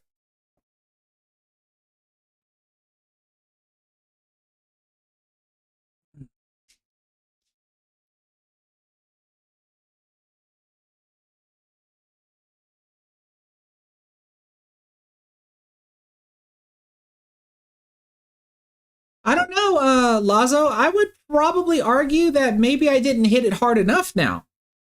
Because look at what's happening here. I'm causing the 10 ball to move, and the cue ball does go forward. Wouldn't I want my cue ball to come further off the rail? Because I honestly don't think that I'm hitting that I would want to hit this softer, especially with the spin that I'm using here, because I don't want the swerve to end up hitting the 10 ball first. So I would tend to think now, looking at seeing how many times that I'm repeating the shot over and over again, I would tend to think that if I did end up hitting it a little bit harder, I probably could have gotten my cue ball to bounce off the rail, and then the 10 ball would have bounced off the rail as well. So maybe I should have hit that one just a little bit harder. Maybe. But at any rate, that's enough instant replays on what I did there.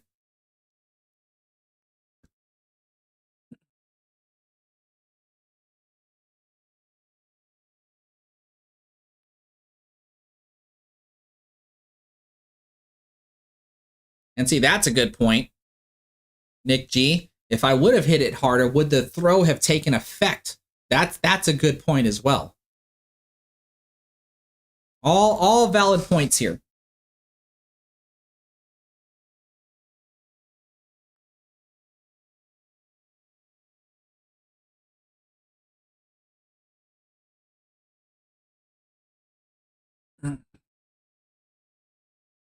All right, so I'm not sure what I decided to do here.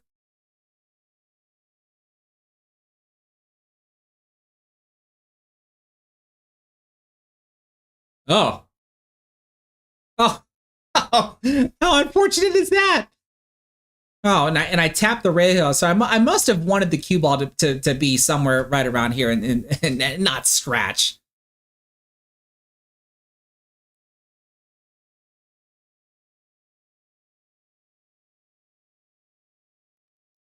All right, so my opponent's got cue ball in hand with an open table. Right here. What do we think, folks? What are we doing? What should my opponent attempt to do here? We've got the 1 ball, the 2 ball, the 3 ball, the 4 ball, the 5 ball, the 6 ball, the 7 ball, and then the 8 ball. Should he run these out in rotational order? Right, we're playing 10 ball, and the 9 ball's already off, or the 9 ball's already off the table. What's our starting ball?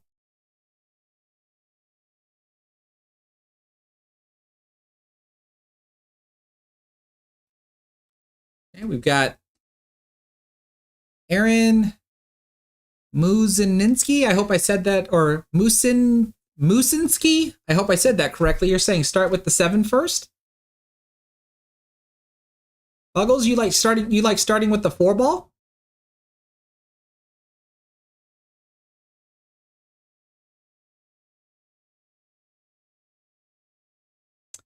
Interesting.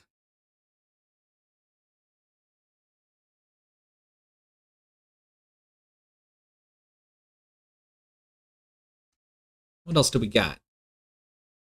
We got clear out the 7-2. Goba likes starting with the 1 ball. Dustin likes starting with the 1 ball. Kevin likes starting with the 1 or the 6.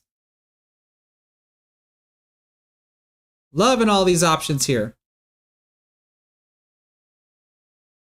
Now, me, I'm liking the 1 ball the most. I think starting when we've got ball in hand, I think starting with the 1 ball that's at least the ball that I would start with.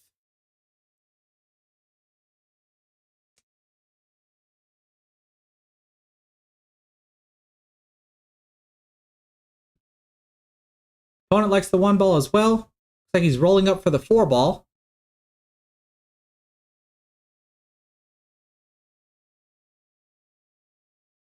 He might have rolled up for the 3 ball. I think the 3 ball goes. Nope, he did roll to the 4. Uh-oh.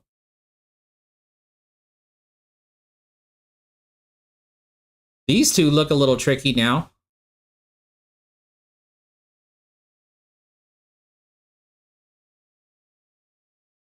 Plays the 5 ball. Okay.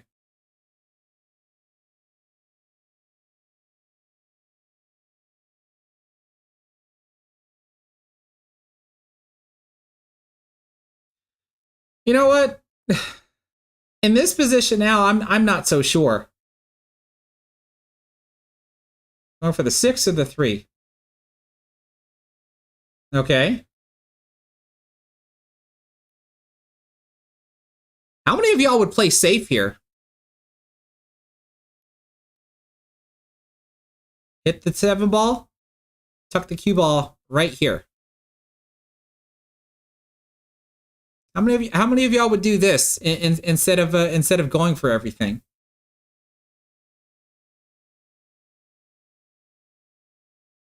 See what my opponent continues to do here. So plays the 6.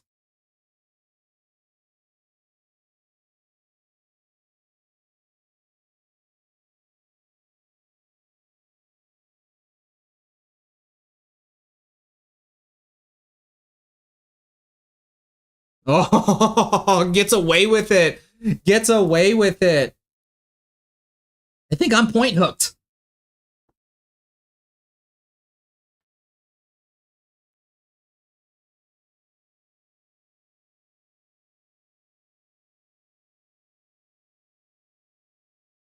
I think I would have preferred the scratch, though.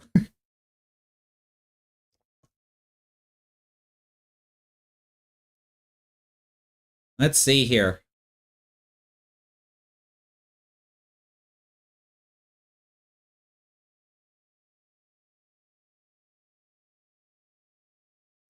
Now, see, here's one thing I do know.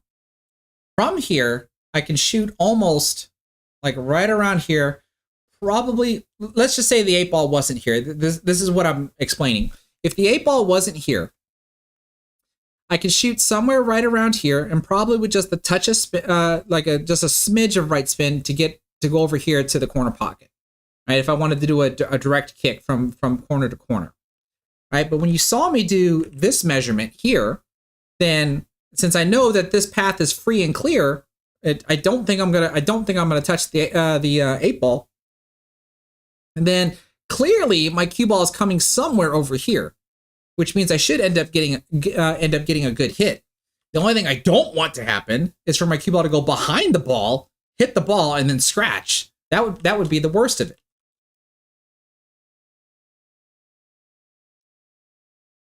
But if I know any better, I think if I were to aim straight at this diamond, that means I'm going to miss somewhere right around here. So I do think I have a little bit of inside spin. I'm going to check it with some left spin to try to shorten the rebound angle to try to get a hit on the ball, on my 10 ball. And look what almost happened. Exactly what I didn't want to happen. I almost scratched. But I at least got a good hit.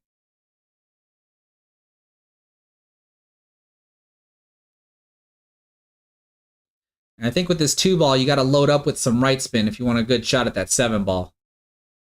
You got to get more right spin. You want your cue ball to come out like this.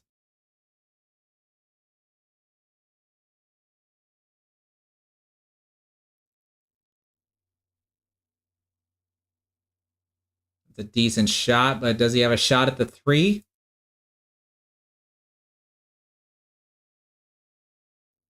Oh, right into the point. And leaves the cue ball near a pocket again for me.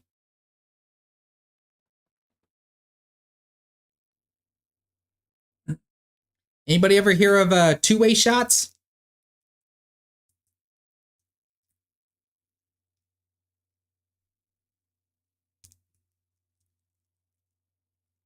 That's what you're about to see from me on this one. How many of y'all would attempt to cut this 10 ball? How many would cut the 10 ball into the corner pocket versus what you're about to see me do here?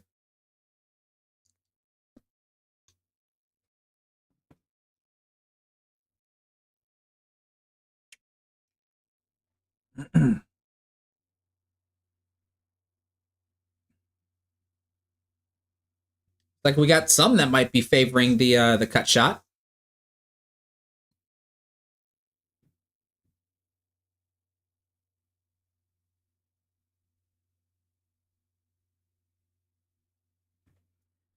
Now I wish my cue ball didn't come out this far, but this is why I played the bank shot. Now I missed the bank shot, but my cue ball is supposed to be like somewhere like right around here, right? A hard shot, right? I leave my opponent a hard shot. Like that was the intention, is to make sure that I have a hard shot. And if I make the 10 ball, then okay, fine. I'm going to have some sort of shot on the 8 ball. But my strategy at least worked. Now I'm clearly risking. My opponent could have made that 3 ball, got position on the 8, and be able to make the ball. But my two-way strategy at least worked for me here. So that way I can play the 10 ball and then get a shot on the 8 ball here into the lower left-hand corner pocket.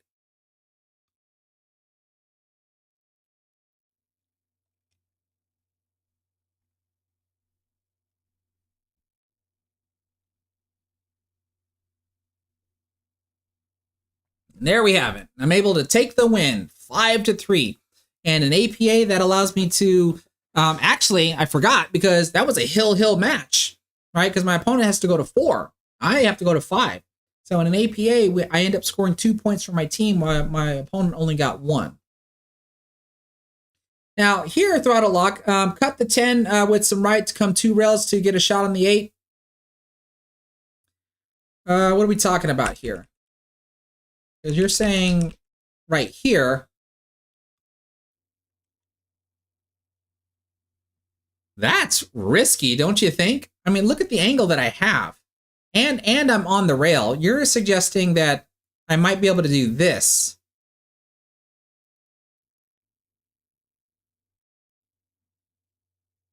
That's, I don't know, like, that's, to me, that just seems really risky. I'd have to actually get on my table to see if I can actually execute a shot like this. Cue ball's very close to the rail. I have a lot of top spin. I'd have to throw the right spin on the cue ball as well, just to be able to make sure that I can pull it all the way back in order to do something like this. And just in case if I happen to miss the 10 ball, I don't sell out with the 3 ball, because I think it's very easy, even if I were to do this, that I can easily just sell out and the 3 ball would go into the side pocket. If I wanted to cut the 10 ball, period, in my opinion, I would just play to cut the 10 ball and then try to have position on the 8. But you can see the way that I'm playing, the way that I've been playing, my opponent almost won. So I switched right into conservative mode, and that's the reason why I ended up going for the double bank shot. Is this shot on the 10 to play the 8 side possible? I think it might be possible, but I also just think that it's just super risky. So at the very least here, I hope all the stuff that we talked about on this match, especially with my mistakes, and I'm actually glad to see that we actually had one area where everyone's suggestion, I actually agreed with, that it was better. And that was when I had the striped ball here, and then the 8 ball was like right here, and then there was a striped ball right here, and then my 3 ball was here, and then my 2 ball was like right here. And cue ball was like somewhere like this. And everybody suggested that I should have just played the 3 ball, get my cue ball right here, so that way I can play the 2 and either play the 8 here or here. Looking at this in retrospect, that's actually the much better play. And then we saw earlier, I think it was on the very, very first rack, where we get to look at it in retrospect, where I saw a completely different pattern that I should have played versus the pattern that I did play that actually caused me to not get shape on the 8-ball. And when I end up kicking at the 8-ball, I end up scratching and losing the first rack on what could have been a break and run.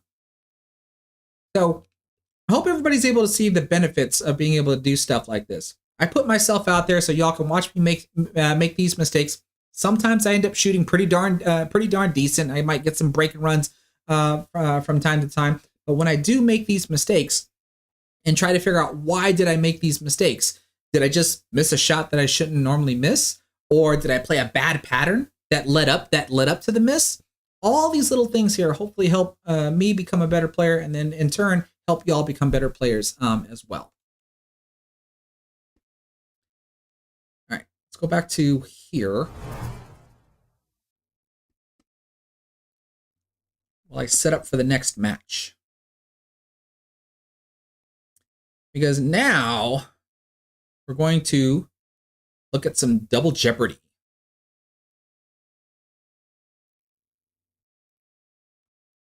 Now, I'm going to have to apologize up front because on these matches that we're about to look at, I was using a different camera.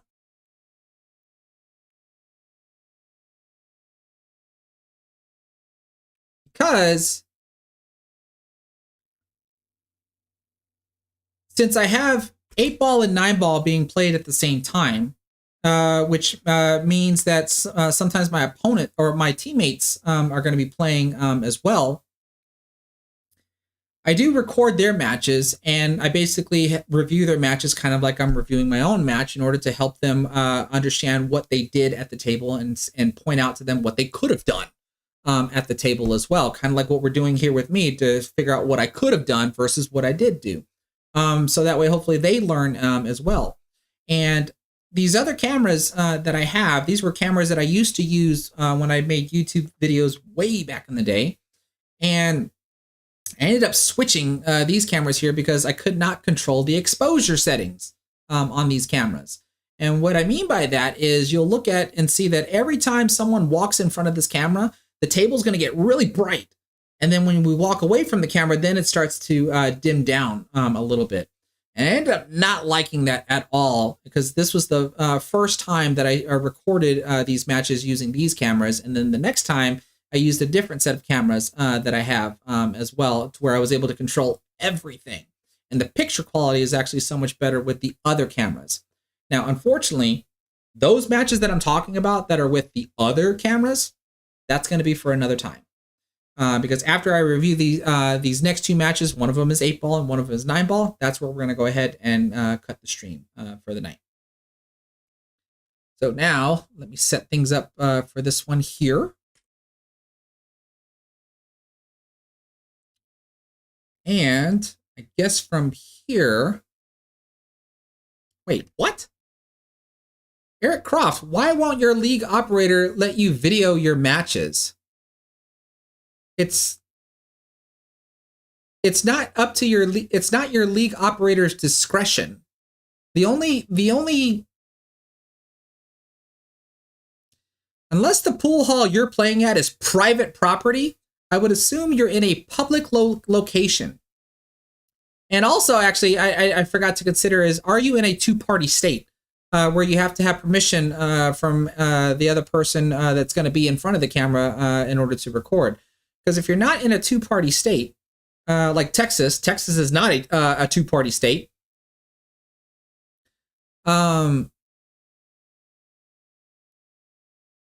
They feel it's sharking. Well, and given that it's in the bylaws, I mean, okay, fine. Because like I said, you're in a public location. Like there's nothing restricting you from being able to record in a public location. For all intents and purposes, you could be standing there with your phone doing this. And what are they going to tell you to do? Not do that? So that just seems really odd. Yeah, and there you go. And you live in Montana. Montana is not a two-party state. So I find that very odd that isn't permitted. That let alone that the league would not permit you to be able to record your own matches. That just seems very, very odd. But considering that it's in the bylaws, then I mean, you would have to, I guess you would have to abide by it because you are agreeing to play in their league. That is, but still, that is very interesting. Now, I know, like, for myself, right, my opponents that I show off here, I do ask for their permission out of respect, because I don't have to ask them for permission being in Texas, and we're not a two-party state. If my opponent was uncomfortable at seeing their match on the internet, then I would edit them out and you would only see me shooting, or sometimes I just wouldn't even post the video at all. It just really depends. Everybody that that appears on my channel is already done with permission that I allow them to be seen. And again, if they say like, well, I would prefer that you don't post it, and once I mention to them, well, what about if I just edit you out of the video and you're not seen, then they're perfectly fine with it. All right, but with that in mind, I'm going to actually look through the chat real quick to see if there's any questions.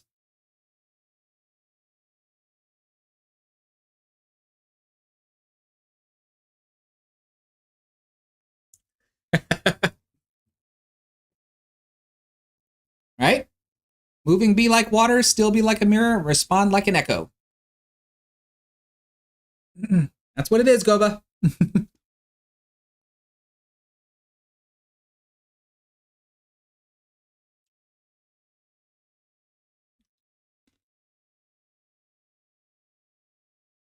Oh, there's my Streamlabs. I didn't mean to click on that one. I meant to click on this one. Lewis, congratulations. Since you won the ICA training system, I'll contact you after the stream is over about the details. But I would highly suggest that you record yourself playing so you can see mistakes just like I get to see my mistakes as well. It's very beneficial. You have no idea how many times anybody that I've ever recorded, when I point something out to them, they might not be aware of, you know, any bad habits they might have. They might not be aware of anything that they do at the table that I point out to them. And having that camera on you just to see what you do at the table from what would it be considered? Not first person, third person, right? Kind of like a over the shoulder view is huge as far as education is concerned. Especially it helps getting and allowing you to become a better player. Oh, that's Brandon Boyer. I clicked on your message by accident, but did my team make it to Tri-Cup? One of my 9-ball teams that I train, I'm no longer on that team because that team can't support me as a skill level 9. They made it to the Tri-Cups, so they should be playing. I think it's not this weekend, but next weekend is when they're going to compete in the Tri-Cups, which I think is going to be really cool. Because this is going to be the first time my area has actually done the Tri-Cups. So I'm really interested to see at how it's going to work out. The new area that I play in for this Double Jeopardy format, they've been doing the Tri-Cups. So the team, the 8-ball / 9-ball team that I'm on for the Double Jeopardy League, if we can make it to the Tri-Cups there for the next Tri-Cups, that's going to be interesting as well. All right, let's see here. Switch back to this. Okay. So now you can see we've got a different setting. Things are a little bit more lit up, not as dark, but like look how bright it is here in the center. And like I said, we're gonna watch it get brighter and darker as things pass, as people pass by the camera, including us as the shooters. And then I don't know if you can see this little 01 over here because I didn't realize I had the date timestamp turned on for the recording. So there's literally a date timestamp behind everything, but all you can see is this date here, which is wrong. It actually reads 2019-0101, which is completely wrong. I had the date time set incorrectly on the camera. But this is the 8-ball match. I figured it's probably best to go ahead and just do 2 8-ball matches in a row. And then we'll finish off with the 9-ball match. So in this matchup here, I'm playing up against a skill level 7. So this is going to be a race to 5. So let's see who's going to win the lag.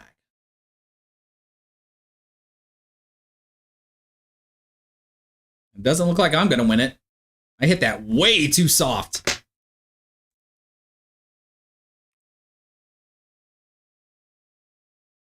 All right, you see that? Already. Every time I get up, see how much brighter the table gets? Like, and I thought these cameras were going to be good, but I was wrong.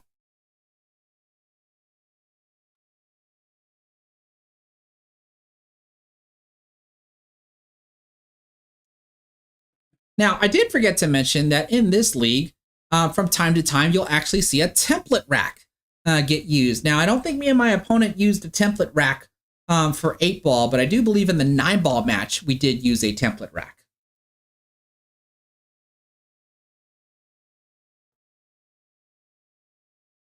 Okay, my opponent makes the 10-ball on the break. And when you think about it, all the stuff that we just talked about on the previous match, nothing changes. The same exact strategies have to go about here.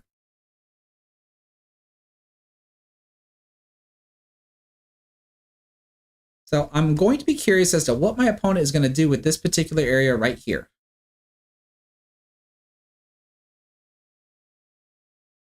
Okay, not bad. That at least solves the 9-ball, but now this is becoming an issue. And I like that he takes the time to look at it, so he's aware of it.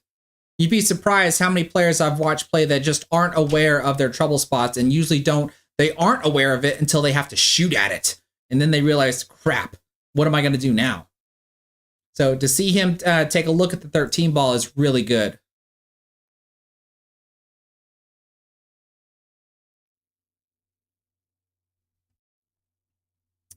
22 Stewart. Let's see. I know one of the females that I played in this league is a 7 in, oh, and the ball went, never mind. Is a 7 in 9-ball, but I think she was a 6 in 8-ball. All right, so that was actually good if the 13-ball went by there. So now we've got one more problem. All right, this is all looking well and good, but we've got one more problem. And it's a big problem.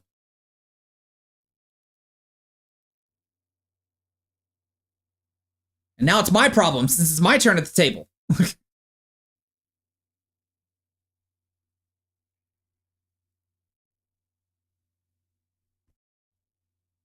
All right, so let's see. How can we possibly solve this quickly?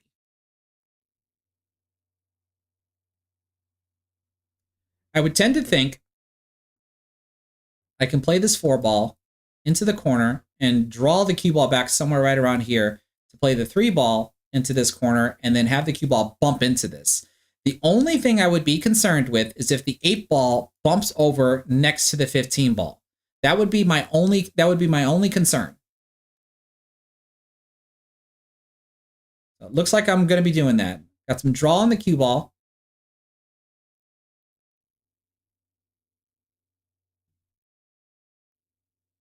Now, if I have the right angle, maybe I'll just bump into the 2-ball and not touch the 8-ball. That would be best.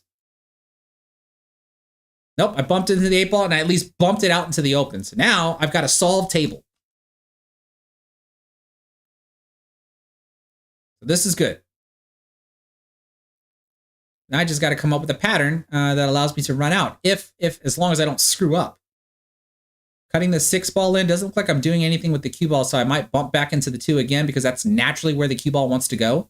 Gives me automatic position for the 1-ball. Can probably argue that that might be a little lucky.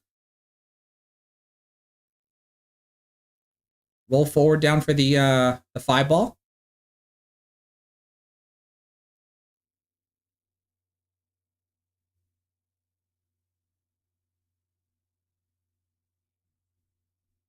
Okay, judging by the practice queuing, I'm drawing back for the 2 in the side. Where am I going to play the 7? Which one of these corners?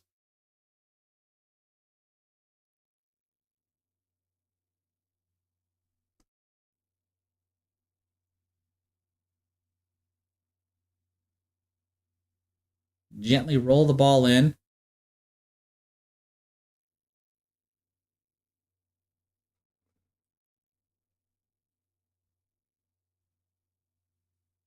I like what I'm seeing in the chat here.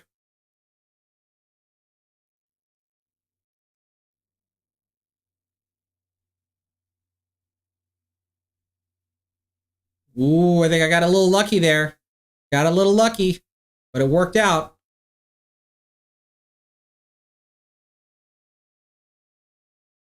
And so, being that this is a new area, this is where you see me marking the pocket for 8-ball. Typically in APA 8-ball, you're supposed to use some sort of personal object, or you can use your chalk in order to be able to call where you want the 8-ball to go. And I was able to take that one down. Got a little lucky considering how early I hit the rail there, and the ball still went in.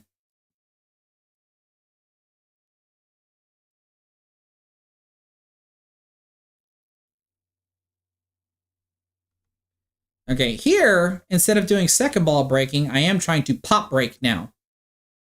So the fact that my cue ball goes off to one side, I do not like that. I generally want to try to get the cue ball to pop right back towards the middle of the table. If the cue ball gets kicked around by another ball, then I mean, so be it. But I don't want to see my cue ball pop off in one direction, because then I'm likely to scratch in the side pocket like I almost did on this break here.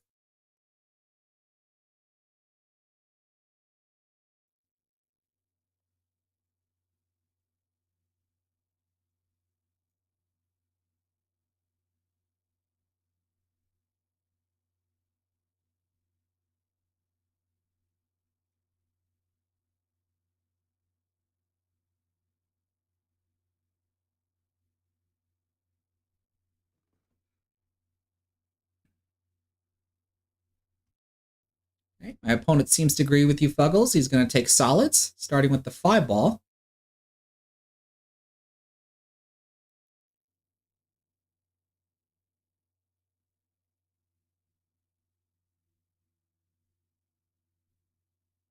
What?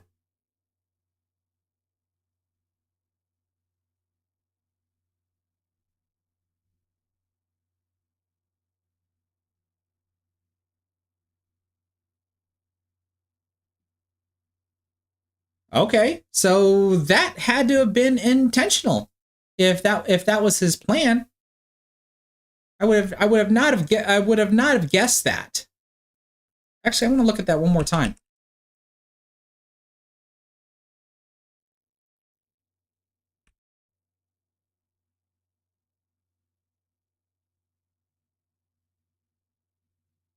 Maybe that's the case. Considering what I'm seeing here, maybe this is what he was actually wanting to do: get position for the 6-ball to go into the side pocket. It's just that the cue ball rolled from him instead of I don't know. I mean, he clearly has to cut the ball, right? The cue ball is too close to the rail while the 5-ball is off the rail. The cue ball is coming out, right? So you must want, if you're gonna play the 6 next, you have to draw into it. Like you have to hit it. Right? And I don't see that there's any way to hold the cue ball here from the angle that he has in order to be able to shoot the 6 next. If anything, you got to go ahead and just turn the cue ball loose and get back towards the middle of the table.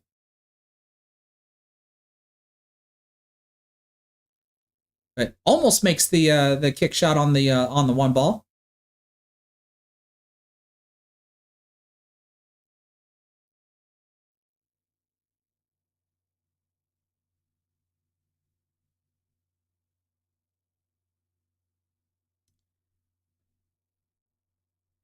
All right, let's see here. It doesn't look like I have a whole lot of starting options here except for this 13-ball.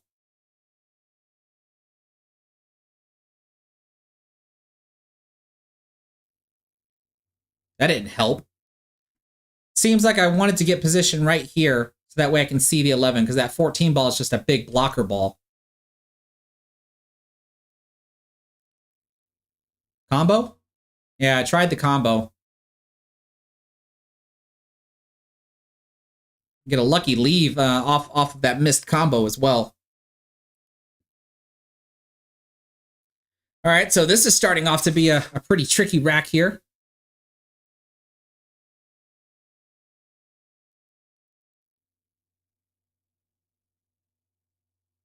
Opponent tries to play the 7 into the corner pocket from the position that I gave him.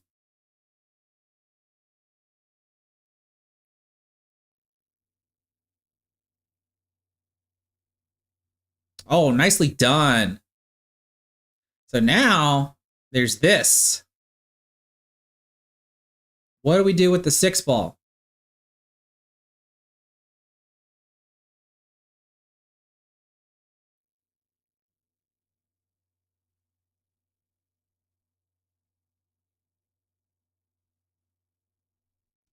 Interesting.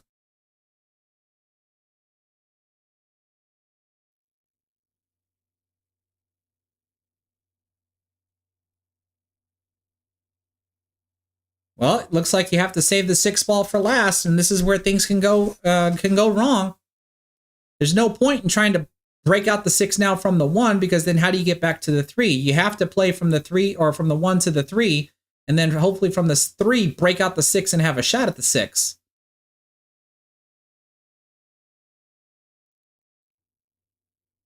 Hey, Lasso, have yourself a good night, bud. Thank you for stopping by.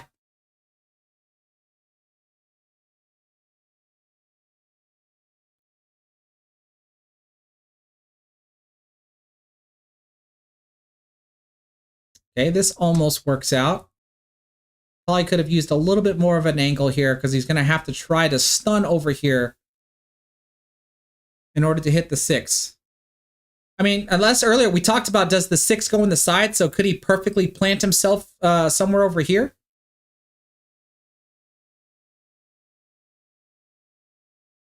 Nope. I'm pretty sure he wanted to stun into it. It ends up accidentally drawing. So here's a very classic mistake I think all of us end up making, and not realizing that if we don't fix this as soon as possible, and we end up running all the balls off the table, what do you think is going to happen after this? Right? As long as I don't mess up, there's no way my opponent should be able to win this rack. I should either be able to run the table from here, or I'm going to control the table and not allow my opponent to shoot at their 6 ball. This is a classic mistake of running all the balls off the table that are capable of being ran, and then not paying so much attention to the last ball. Because even if he would have made that ball, right? Even if he would have made that ball, what is he going to do with the 8 ball? So now if I wanted to, I don't have to run this table. I can just control this table if I wanted to.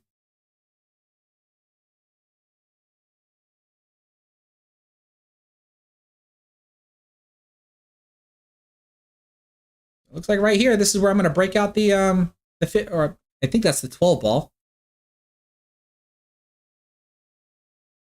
All right, I got this guy as a backup, not worried about him. And heck, I even knocked this into position, so who cares?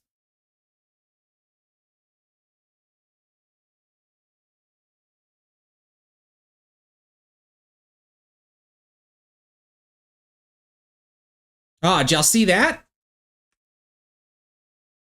All right, so I have position on this guy and this guy, and I'm thinking about shooting this guy, and I go and look, well, look, I'm going to be stuck on the rail if I shoot this guy. That means I'm going to be shooting at the 14 ball from on the rail, and I don't like that. So I went ahead and changed my mind and did this instead.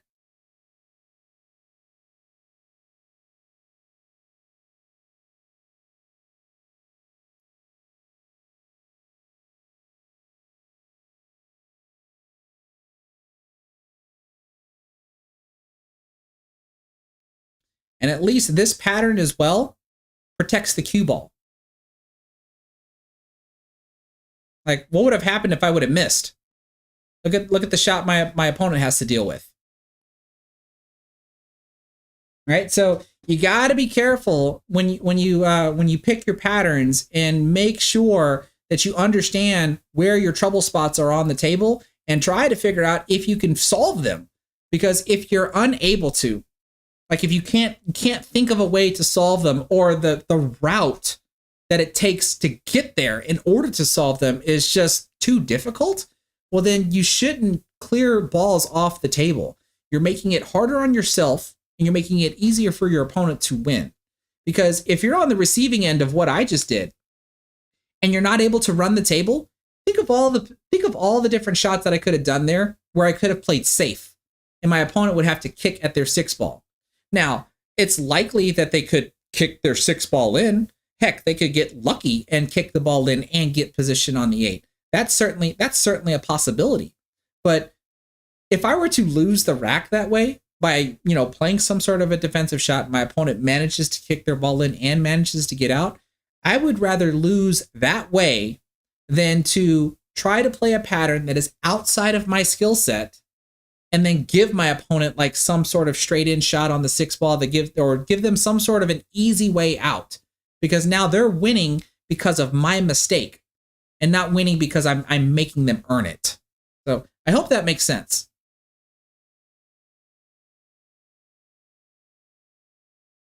All right, so I must have made a solid on the break. 1, 2, 3, 4. And I just made the 5 ball, I think. And I can answer this question. Old Man Ferguson, why is this a race to 5 if you believe clearly I'm the better player? You have to remember this. In APA, in 8 ball, the lowest skill level you can be is a 2. And the highest skill level you can be is a 7. Now, if you're either a 2 or a 7, that is a gigantic, broad spectrum of what a 2 is and what a 7 is.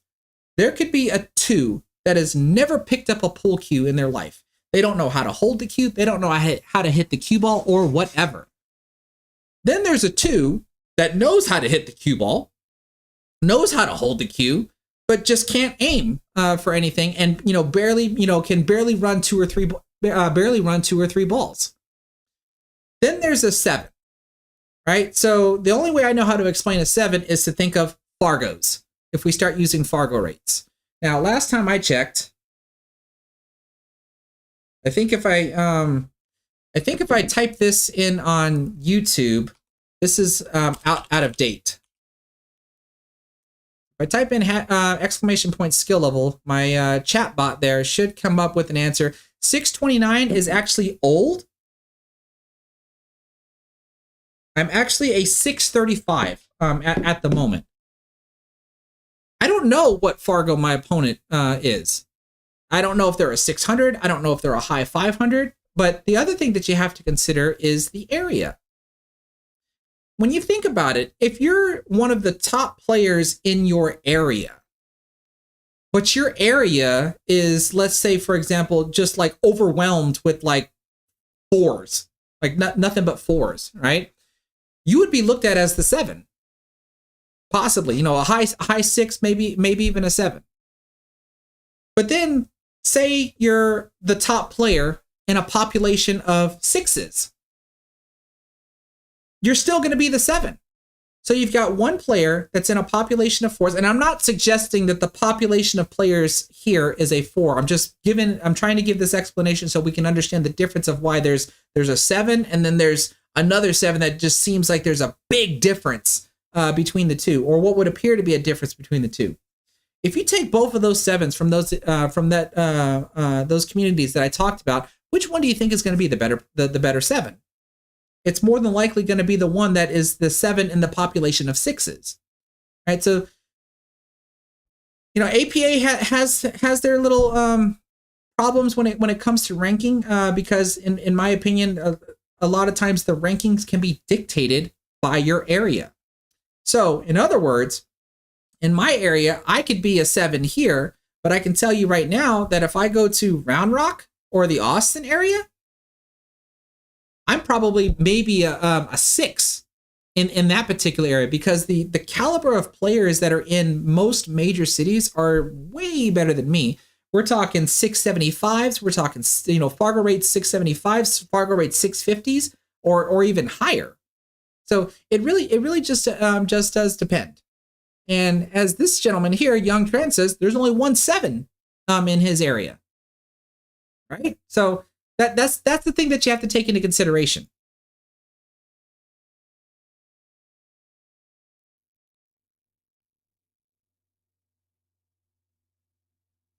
Let's see. What in the world am I doing? I've already lost track of this.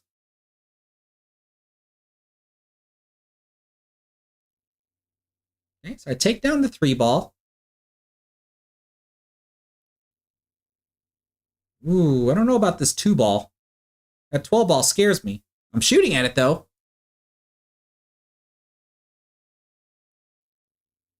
Yeah. Probably just worried about bumping into the 12 ball and committing a foul there. So, a little fortunate with the leave though. Opponent doesn't have much he can shoot at. He can shoot at the 13 ball way up here, but he's got to bridge over my 4 ball. Or is that my 4 ball? What ball is that? 1, 2, 4, 6. Maybe that's my. I think that's my 4 ball. It should be this.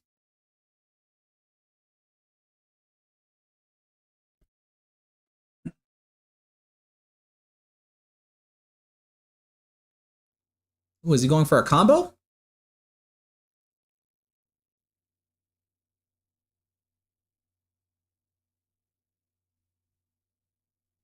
Oh, he went for the combo. Good try on the combo.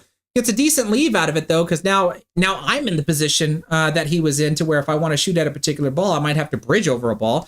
It looks like I do have a free shot at my 2 though. I don't have to bridge over anything.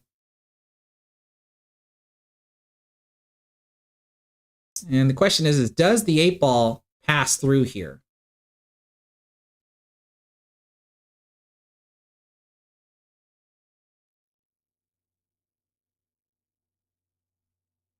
See there? I'm looking at the 1 ball and seeing that if I shoot the 1, what kind of position am I going to have on the 2? That's what you saw me do when I came over here. All right, so I saw another option. I'm evaluating that option, but I don't like that option anymore. And I'm still sticking to my original plan, which is shooting the 2 ball.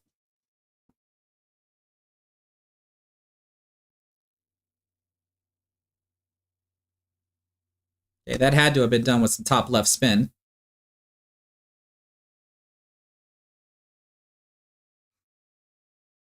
So I have position on, I believe this is the 4 ball or the 6. Looks like I'm going to shoot the 6. Give me some sort of an angle here so I can try to spin around to get position on the 1 ball here. This should be top right, I would think. I'm going to spin the heck out of this ball. Did I get it? Looks like I might have gotten it.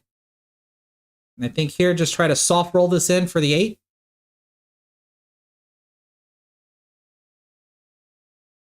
Yeah, so that means the 8 ball, does go.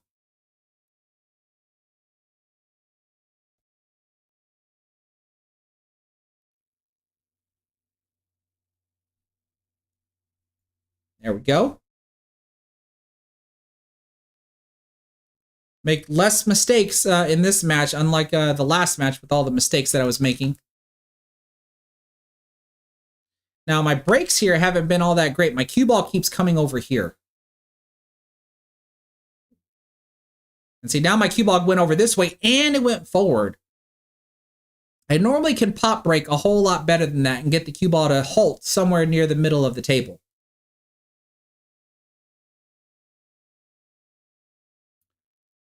Let's see here. 1, 2, 3, 4, 5, 6, 7. So I'm stripes. Made the 9 ball. This is an ugly rack. Look at. So at least here, I can use the 13 ball to try to break out this ball. I've got an issue right here. I might be able to solve it right now, hopefully with the 10 ball here, but what am I going to shoot at next? All right, so I tried to solve it. Almost made another problem. Actually, no, like, I didn't leave myself anything. That's the other thing that you got to be careful about when it comes to breaking out clusters, and I don't think I took this into consideration. If I break out this cluster, what am I going to shoot at if I don't have a shot at the ball that I'm breaking out? Right? There's nothing here. Right? I didn't have an insurance shot. So that was an oversight on my part. So I don't know if playing the ball the way that I did was the right shot. I probably should have played it different. Like, I would still want to play this shot, but play into the cluster differently to make sure that I have some sort of shot. What the heck am I doing?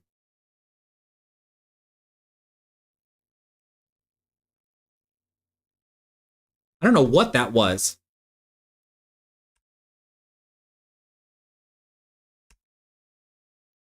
Am I trying to make the 15 ball?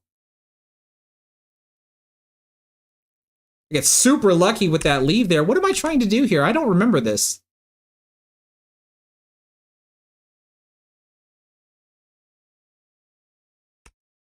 Yeah, I think so. I think I'm trying to make the 15 ball. I'm trying to play a billiard off the 14 ball to make the 15 ball. I get super lucky with the positional leave like that. I don't know why I would end up attempting to do that.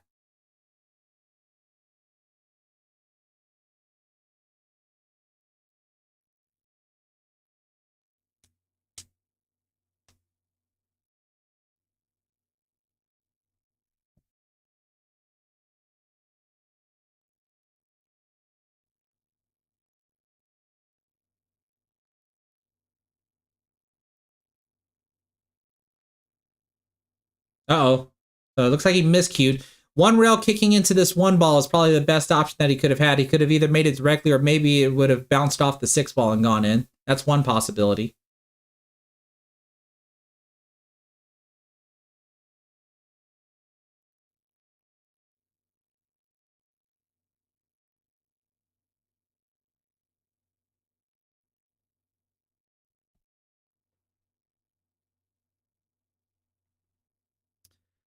So here, it's a good thing that I have ball in hand and I'm looking at this. I have the opportunity to break it out right now.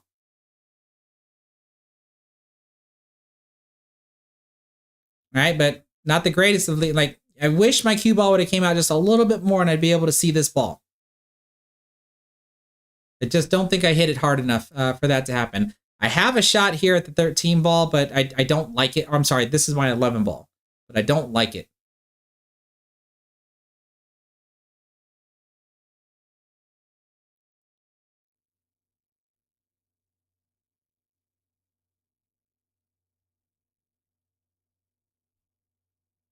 And I end up overcutting the ball. And it doesn't matter. It looks like I would have gotten position on the 12 ball there.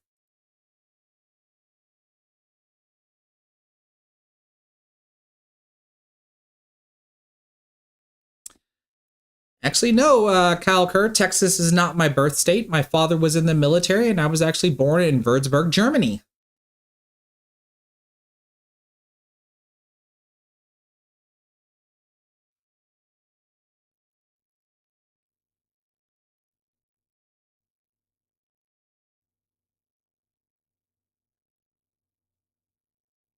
My opponent's going to start with the 2 ball. Looks like he ends up overcutting the 2 ball into the long rail.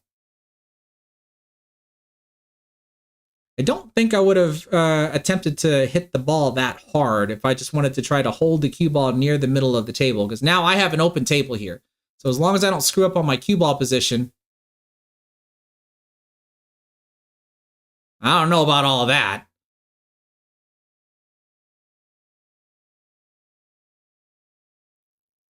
Now, I was pretty much raised here in Texas, right? Because when my father was stationed here in Texas, I pretty much lived here at least when I was 4 years old. Or 5, I'm sorry, 5. Now, interestingly enough, we saw here where instead of playing the ball straight in, I do play the cue ball off the rail first, because that at least allows me to get the cue ball out into the open.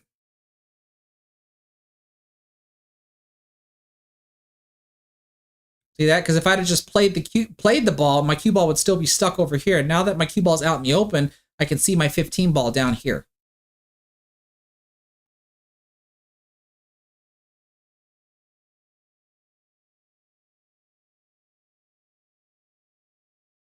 It was a decent attempt at a drag shot. I don't think we can see the spin of the cue ball. See how do y'all see how I'm actually cueing low on the cue ball here? Right about here.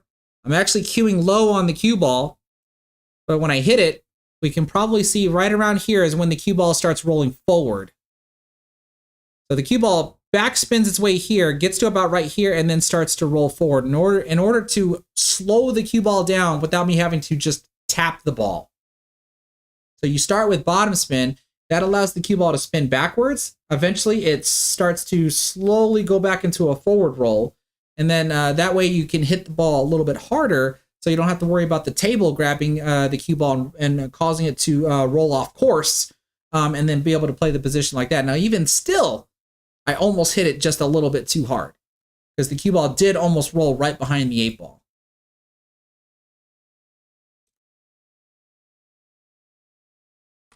Nope.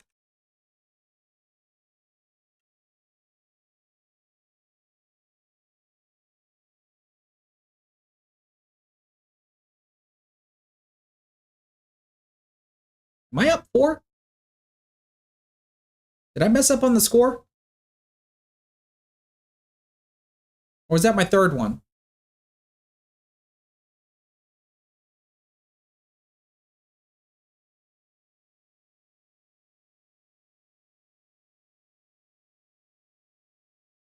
I didn't even watch my break.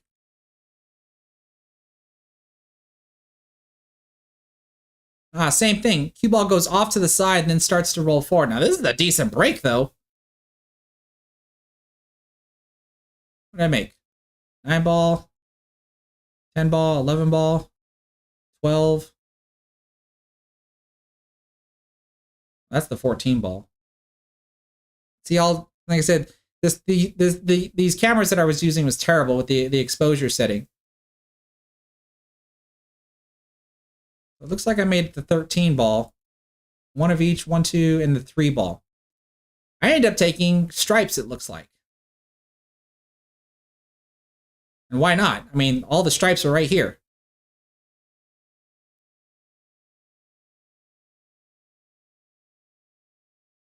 Draw off the 15. Automatic position for the 12.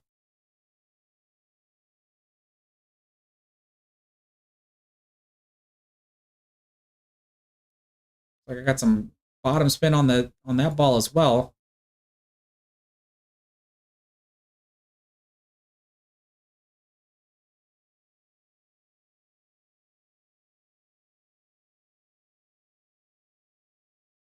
What the heck am I doing here?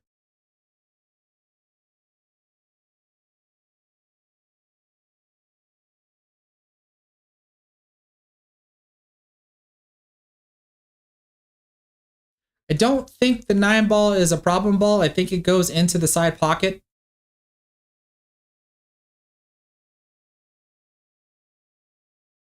Yeah, and that's what I'm trying to get position on, is that 9 ball.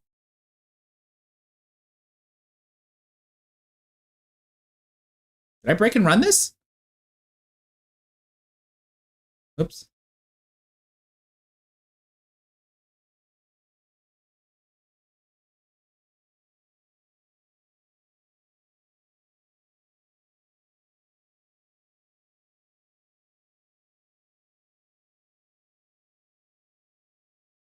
Looks like I did. That was a break and run.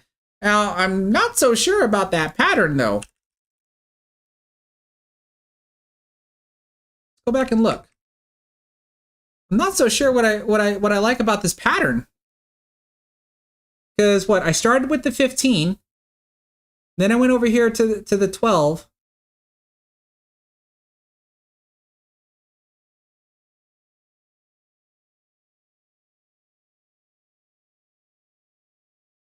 I mean, yeah, XT Bum, you're not wrong, right? Whatever works.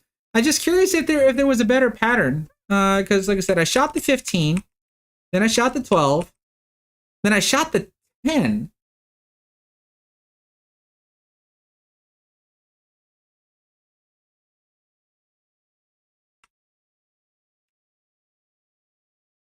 And why would what I'm curious about is this transition right here. What am I really trying to do?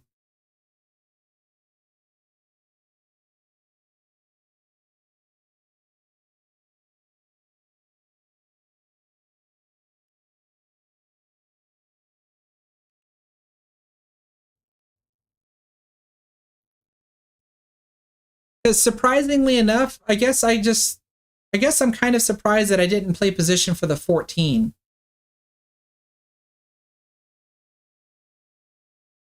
Instead of this route right here.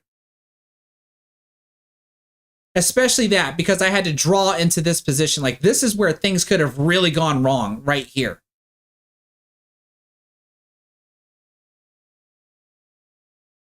Like, yeah, these two shots right here is where things really could have gone wrong.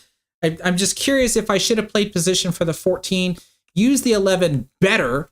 Like, think about it. If the cue ball would have stopped like right here, then I could use this 11 ball better and get safely over here, shoot the 9 in the side, and then shoot the 8, and I would be done. If I would have gotten a better position on the 14 after I would have shot the 10, but then that makes me wonder.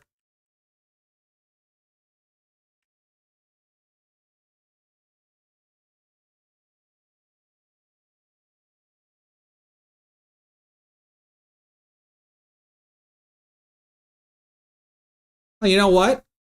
When we look at this, what do y'all think of this before I wrap this match up? Because this is why I want to study this stuff to see, like, could I have just done something better instead of just being settled on what worked? What do y'all think of this? What about if I would have played the 10 first?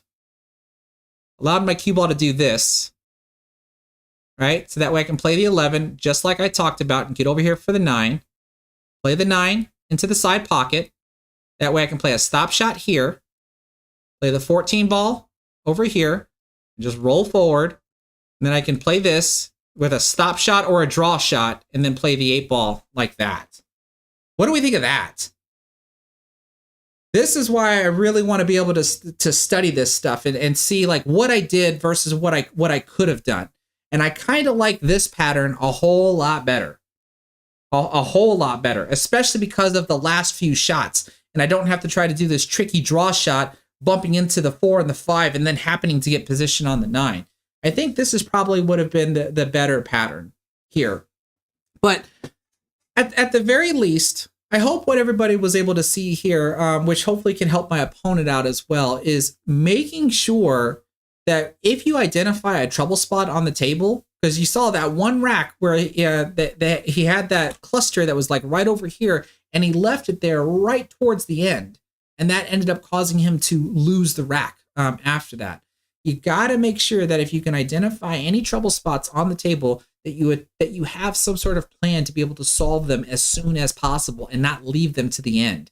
If you find yourself to be a player that leaves problem spots to the end, those are racks that you're running a severe risk of losing. Now, one could argue that if you're a skill level 2 or a 3 and you're playing up against another skill level 2 or a 3, that strategy might be fine. That strategy might be fine because you can just play your shot to break up the cluster in lieu of that your opponent is most likely not going to be able to run the table. But now you're in a position where you're waiting for your opponent to make a mistake so badly that they're just going to give you a shot on whatever your last ball is, even if your last ball is the 8 ball. So you got to be really careful about doing that by leaving, hard balls to the very end. You certainly want to try to deal with them as soon as possible if you can.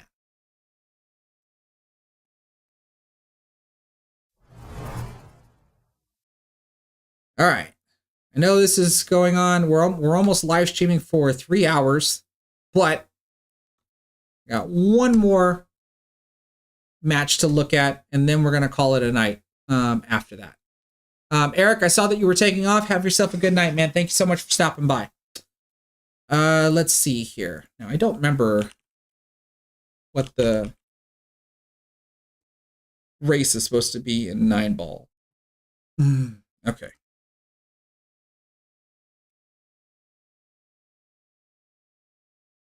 Now, this is going to be different. 9 ball is a lot more fast paced than 8 ball, and coaching 9 ball is a little difficult as well. Because unlike 8 ball, in 8 ball you can try to build a route where you go from this ball to that ball to that ball to that ball, And if you don't happen to get position on your next ball, there might be another ball that you can shoot at as a backup shot.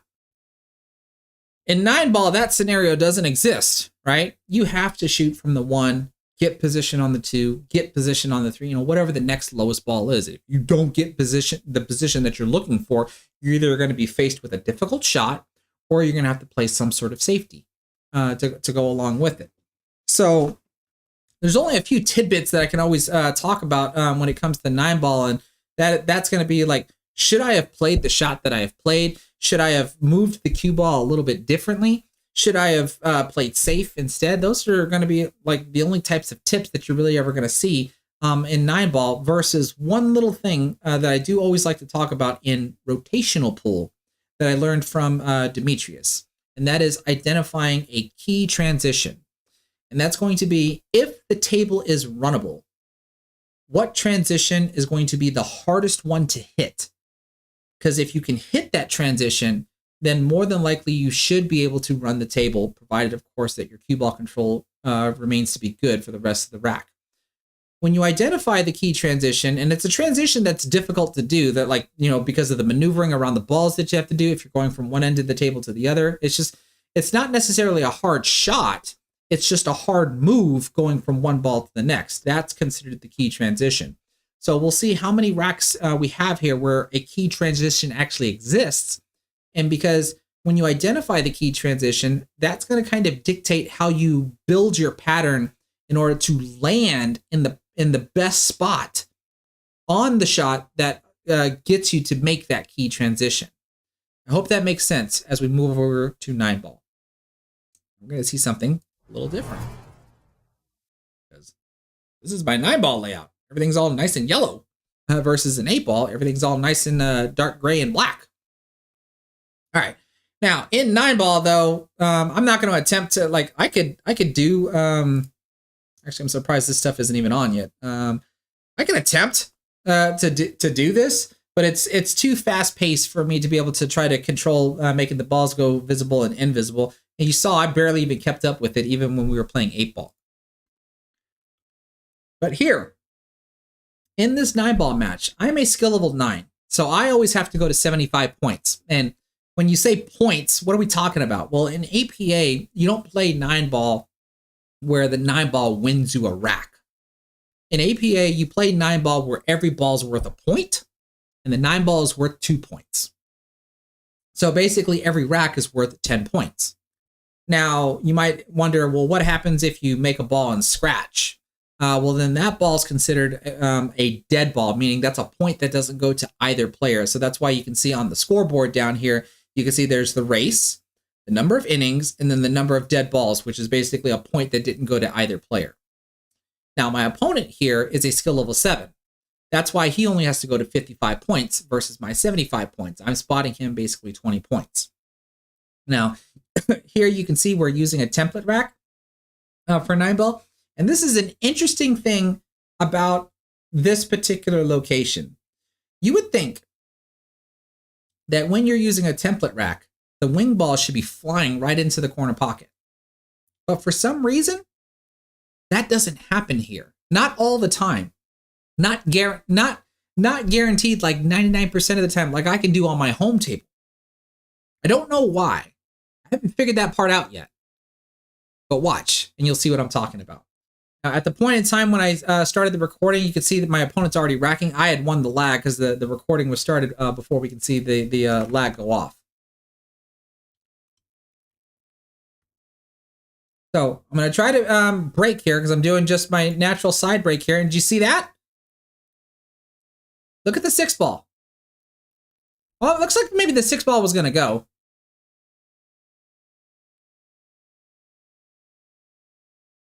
Actually, no, I don't think the 6-ball was going to go. It looks like it was going to go low, but the 6-ball gets hit. And I almost scratched, but I did make a ball.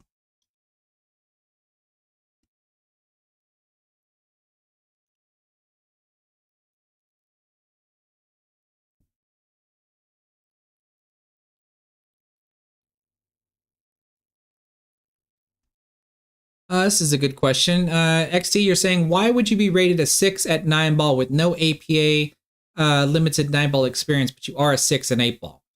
That would be why, typically. Now, I know I think some areas will do exactly what you're describing. If you have an established 8-ball rating, then that's going to immediately transfer over to your 9-ball. Versus I've seen some other areas that will still start you at 3 and then allow the system to figure it out. I think it all just depends on your area. Now, look at this table. I have to shoot the 1 ball. What do? I can clearly attempt to bank it, right? Which means my cue ball has to do something like this to try to get position on the 2 ball.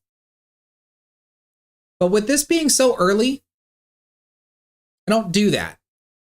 9-ball, I do tend to play a little bit more conservatively.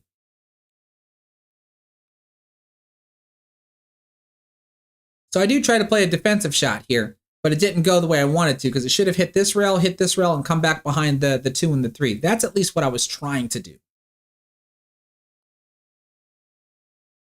So what do you think my opponent should do here? You know, he can try to swing at it, or should he try to play a defensive shot himself?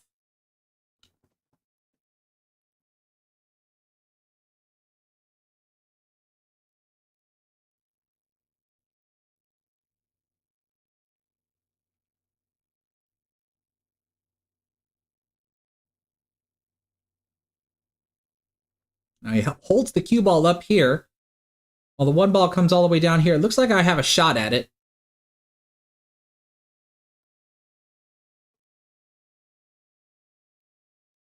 And this is where you have to ask yourself, like I said, I have to play position on the 2 ball, right? So what can my cue ball do? Well, if I am going to attempt to shoot this, I know my cue ball is going to hit that rail.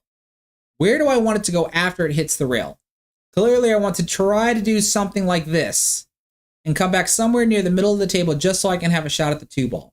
So I have to be trying to put some amount of right spin on the cue ball, I would think, and maybe a little bit of bottom spin.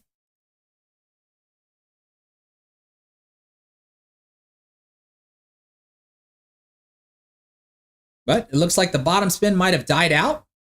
I can at least see the 2 ball, right? So that's a good thing.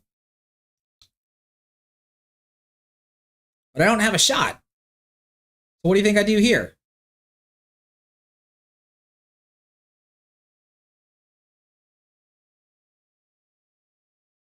Now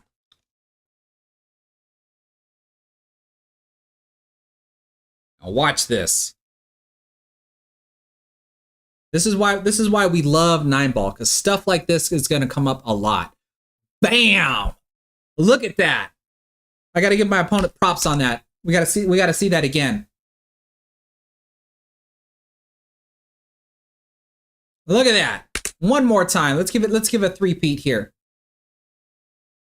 I love it. Absolutely love it.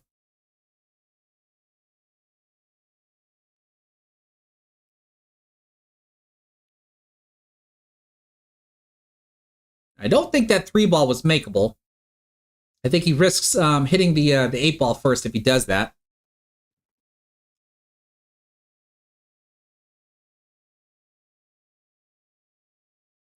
And already, this is kind of an ugly rack. Right? We've both shot 2 times a piece, and now look at this 5 ball. What am I doing? Am I going to bank the 3 ball and try to break the 5 out? Yep, that's what I was trying to do, and I got lucky and dropped the 6.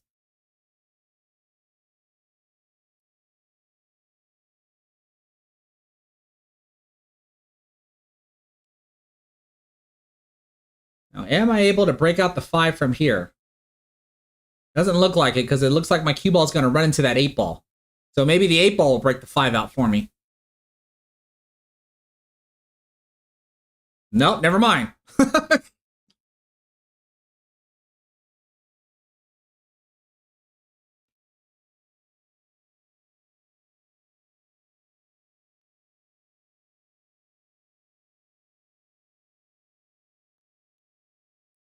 Right, so another safety.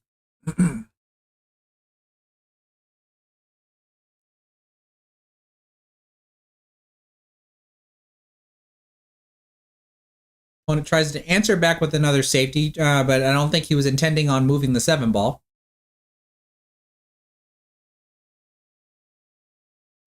Now that the rack is open, all right, play the 5.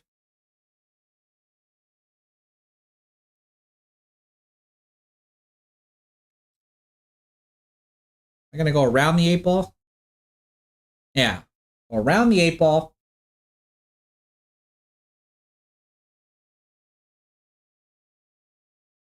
This is probably 3 rail position here.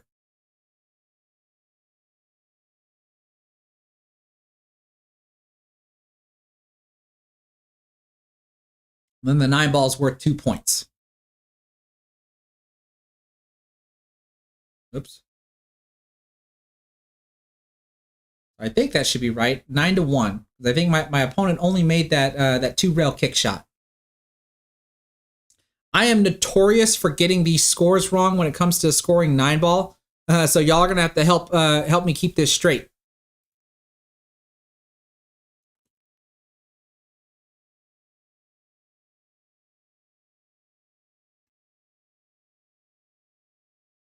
Oh, there we go. The wing ball went that time.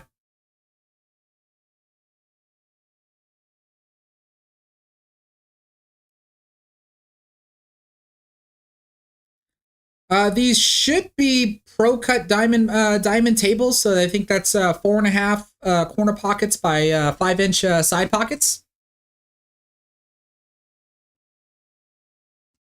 Oh, hold on. Okay, so let's look at this. So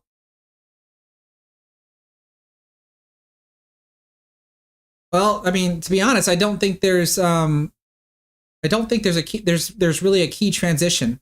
Oh no, there's one. What do we think the key transition of this rack is? I think there is one.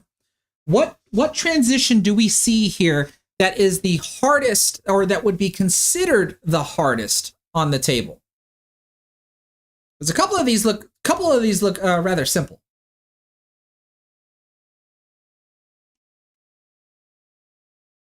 Exactly, everybody. The 6 to the 7.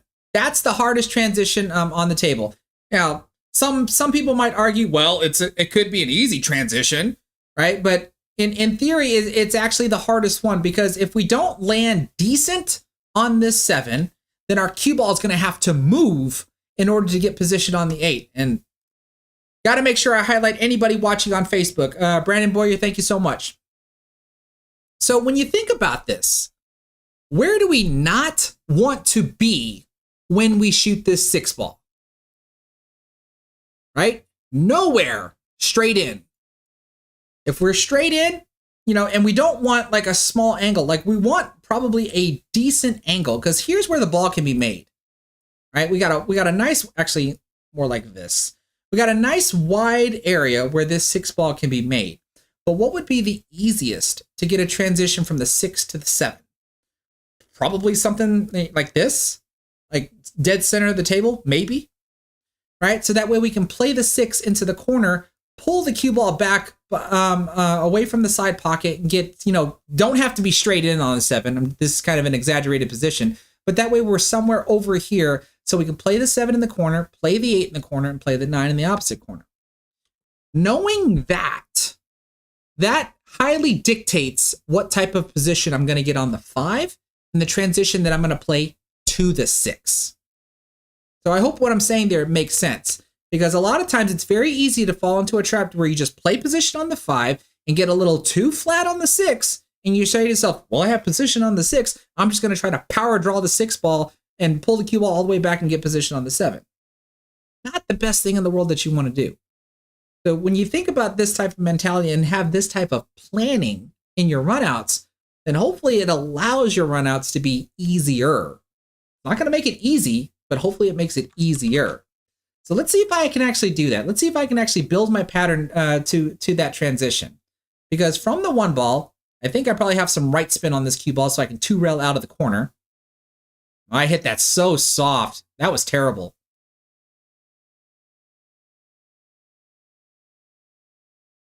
Because here's the 4 ball. All I have to do is make the 2 ball, And as long as I don't get hooked behind the 9 ball, I'm going to have position. But I would imagine I'm going to spin the cue ball. Yeah. So that was done with top left.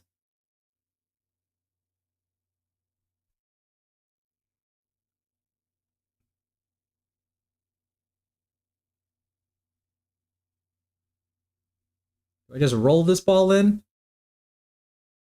Nope, that's not a rolling shot. Now see, this is where things kind of broke down. Like, think about it. And this is where it broke down, right here on this shot. This is not where I want my cue ball to be. I want my cue ball to probably be somewhere right around here to make the transition from the 2 to the 4 much easier.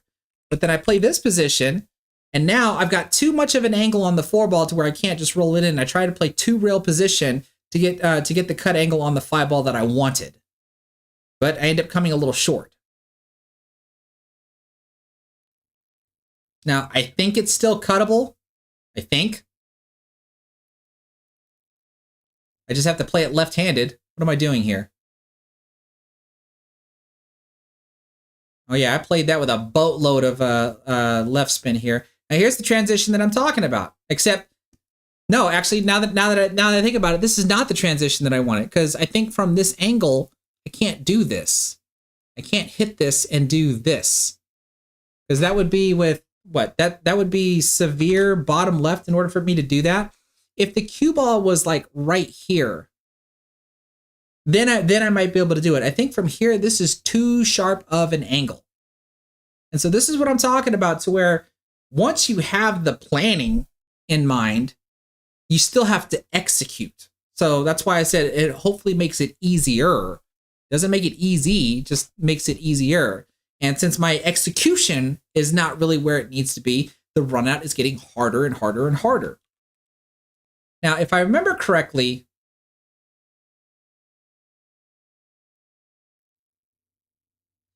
I did a really stupid thing here. Watch this.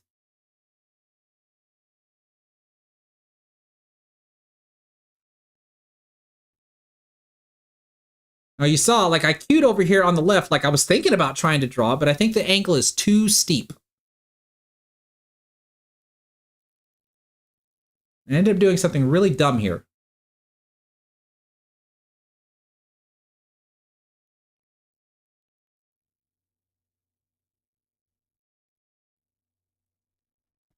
How many of y'all would attempt to do what I did here versus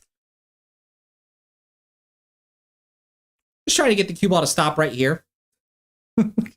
Right? This is what I can look at after the fact. This would have been just the better shot. Getting the cue ball to be somewhere either here or here. But the only reason why I did this is because I don't like shooting past the side pocket to go into this corner pocket. But clearly this would have been the better decision. Because what I'm trying to do is come all the way around, hit this rail, come out like much further than this, hit this rail, come, and then end up like somewhere over here. Very big stroke shot. Right? Hit this rail, hit the short rail, and then end up where I want to be, just way over here instead.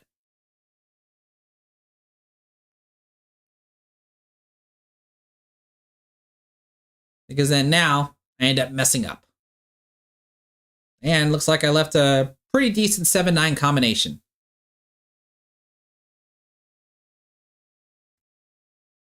So I definitely, in retrospect, should have just played short side position. But that's my reasoning for not playing short side position, because of the side pocket. Okay, so my opponent makes the 9 ball, so he gets 2 points, but then there's 2 points still left on the table. Right? That's where the dead balls come into play. So if you take my score, my opponent's score, and the number of dead balls, we just completed the second rack. Every rack is worth 10 points. The grand total is 20. So between my score, my opponent's score, and the dead balls, it always should add up to some increment of 10. This is where y'all going to have to help keep me square on making sure that the score is right.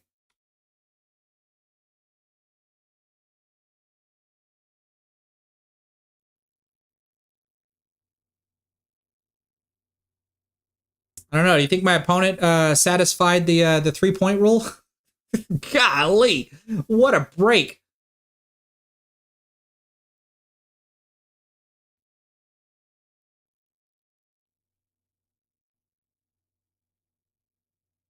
Let's see, is the 7-ball or the 8-ball going to go in? Neither are going to go in. But it looks like he got safe.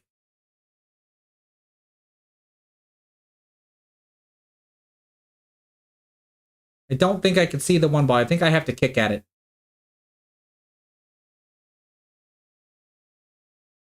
Good hit. Do I get safe? No, not quite. It looks like you might be able to see between the 2 and the 7. This is an ugly rack.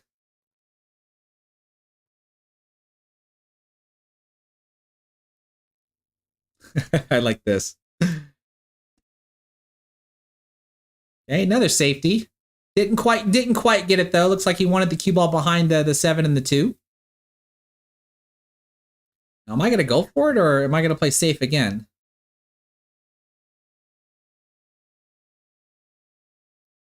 Well, I went for it and then and then just wasn't really rewarded. Looks like I almost scratched too.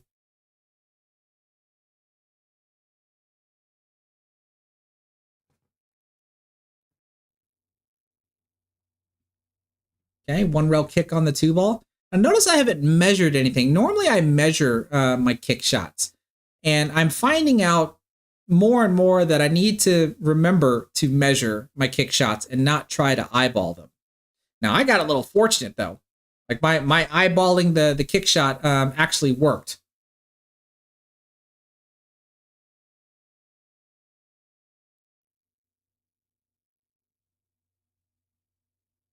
Oh, almost a good kick there. But I do get ball in hand.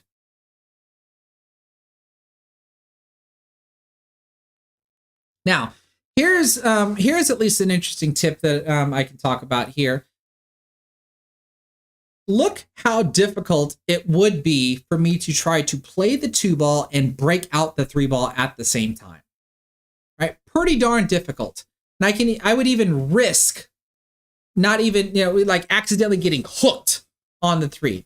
So instead, what do I attempt to do? I play the 2-ball, put myself in a decent position where I can definitely see the 3 and try to play a defensive shot. Right? So in 9-ball, there's playing position for the next shot, and then there's playing position for the next safety. And you have to just know when to do which one. Now, I didn't really get the safety that I wanted, though, because look what my opponent did.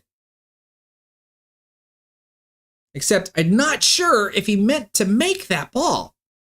Right? It's a great bank shot, or was he intending on missing the bank and leaving me hooked behind the 7-ball?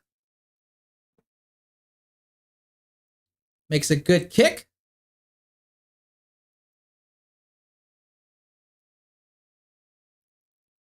And it looks like I can see the 4-ball to go through there.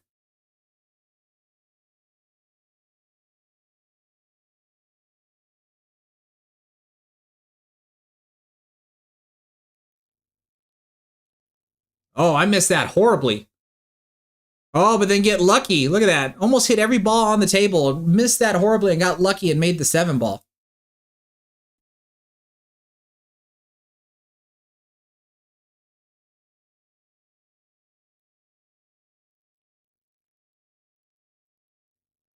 Okay, soft roll the 4-ball in. Decent shape on the 5. I'm elevated. That must mean I'm somewhere down here.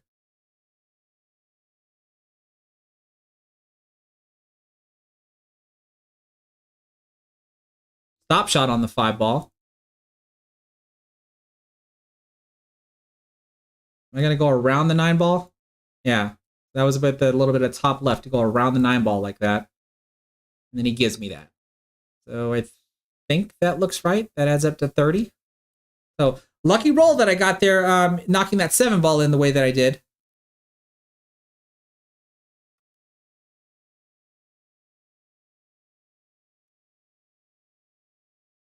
There we go. You see that? Look at the 4-ball. It missed low. Now, I don't know if that's because it's a 7-foot table. I would think that it shouldn't. I don't think the size of the table matters.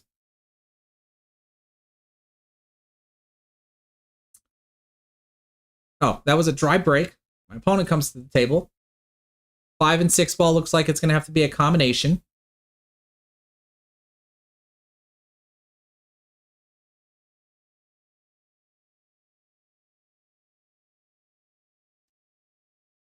Oh, barely missed the 1 ball.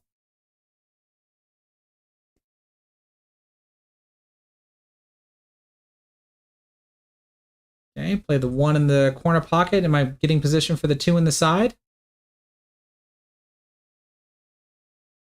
Looks like it.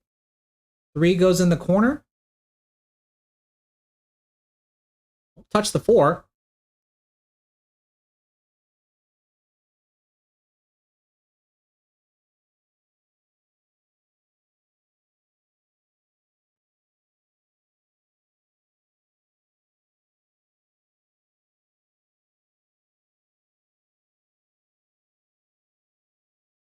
Oh, jeez. Bridging over the 4 ball, wanting to make sure that I don't do anything crazy. Ended up missing the shot anyway.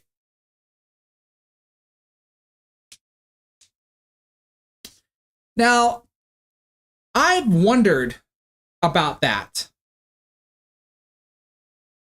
Because I've thought about if I bring my own set of balls versus the balls that are being used on the table here, would that make a difference? And typically I would think not, but that's the only variable that I can think of that, one, we can change and potentially see a different result. So I'm not entirely sure. I might end up doing that just to be sure. Good shot on the 4.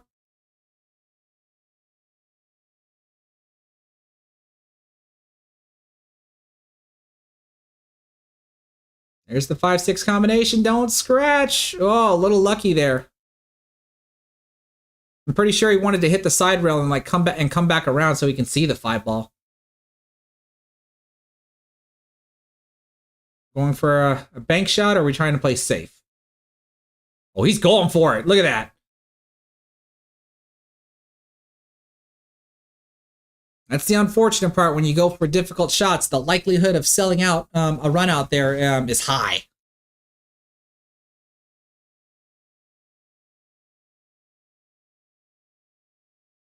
Soft roll the 5 ball in. Position on the 7. Probably just draw back for position on the 8.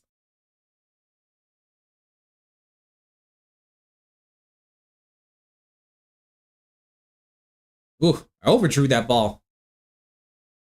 Now I think the 9 ball has to go into the same pocket because I'm going to want to draw this as well and draw the cue ball over to this side. Kind of like that.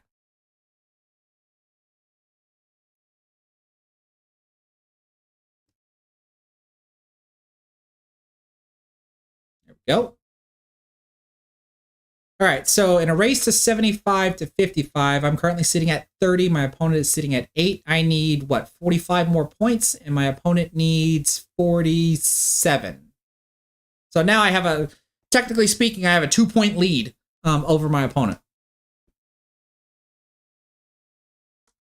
Let's watch this 5 ball. Ah, see there?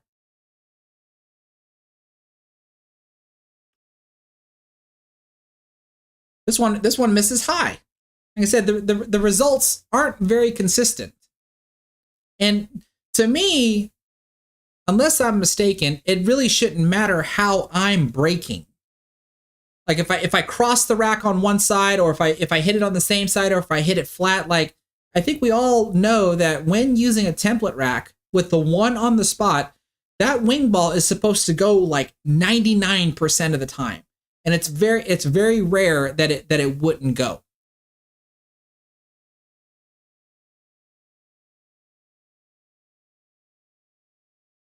Oh, good try on the kick there. This is the unfortunate part about APA 9 ball. There is no rollouts after the break. So I got lucky that my opponent was hooked after my break and is forced to kick at the 1 ball. And since he fails to hit the 1 ball, I get ball in hand.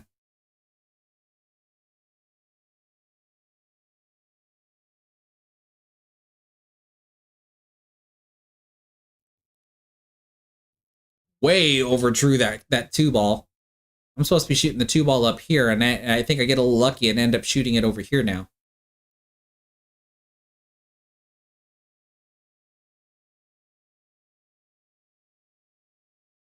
All right, so another draw shot.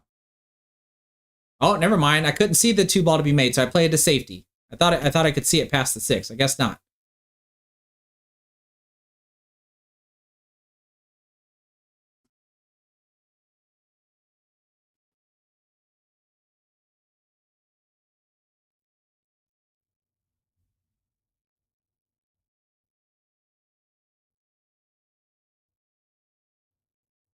Okay, this is definitely a safety by my opponent.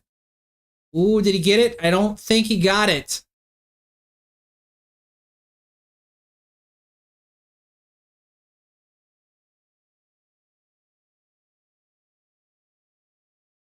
Okay, 2-ball down, 1 rail shape for position on the 3. Watch the cue ball hopefully go this way without touching the 9-ball and come around for the 4. Kind of like that. Just wiggled its way in.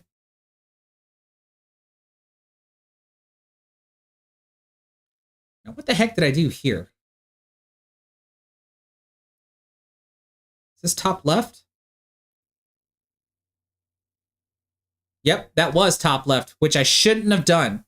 So when we look at what we have here, what I was expecting versus what I should have done, I was expecting that even though the angle of my cue ball is going this way, I thought my left spin would have pulled it back like this.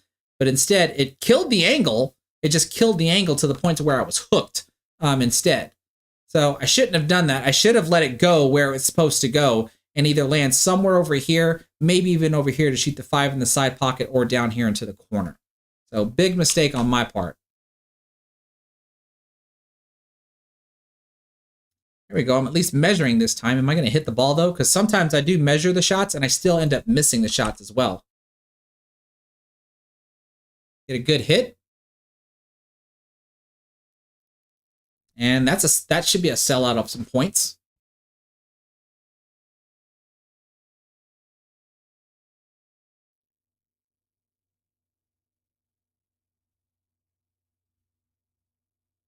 Okay, good shot on the 5. Maybe not draw the ball, but maybe stun the ball instead. And make sure you do get off the rail. You don't really want to shoot at a ball from the rail. It's the 6-ball too flat. Does he get a little lucky? Not quite. I think some top right here. Pull the cue ball back up towards the middle of the table. And this might be with some stun left. This is going to be a 3 or 4 railer, I would think. 1, 2, 3, and 4.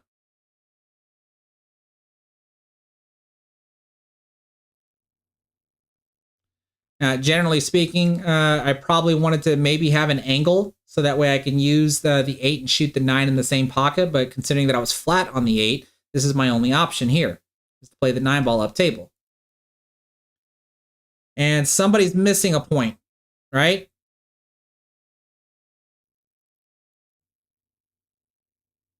Or maybe it's this. Maybe I gave myself one too many points. I'm not sure.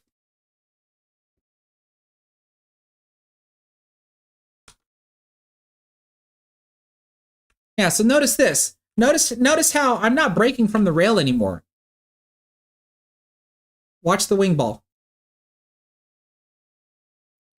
Goes high again.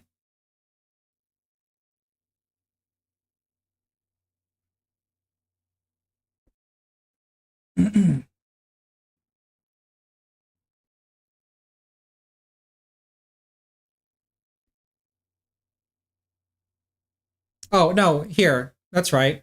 So I was, thank you, Kyle. What am I missing? Oh, heck, I'll just give it to my opponent. I don't even know now. This is why I have a hard time keeping score.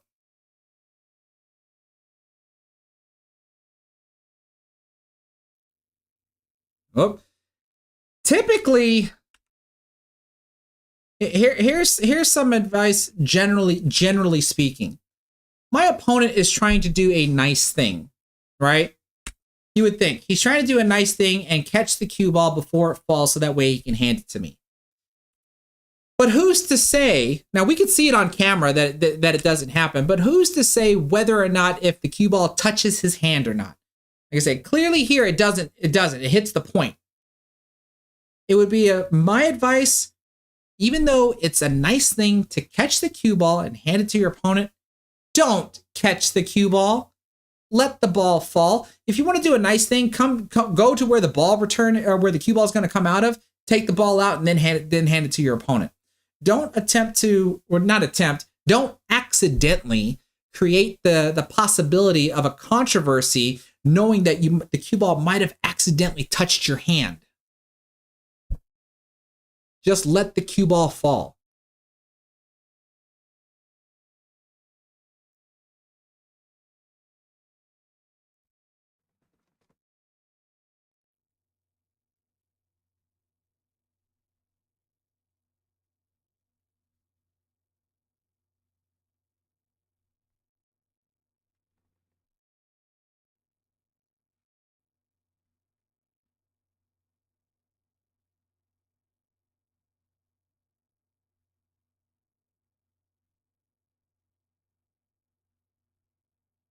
Now, even though I made that 3 ball, right? If we look at the 4 ball, it doesn't look like there's much I can do here. I gotta imagine that I'm probably going to play some sort of safety here.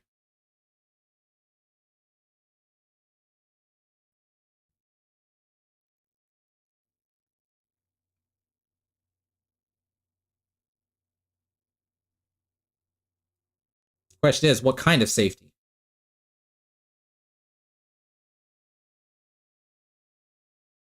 Where'd the 4 ball end up? Okay, a generic distance safety. Now, even that's a possibility, right? I could have attempted to 2-rail the 4 ball into the corner pocket. I'm pretty sure that's not what I was trying to do. This is a generic distance safety, right? My opponent has to bank the ball or attempt to play safe himself, right? And he looks like he attempted to bank the ball.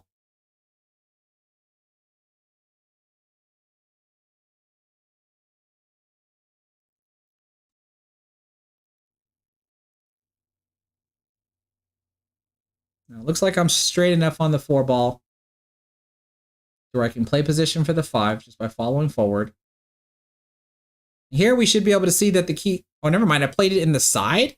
Why did I do that?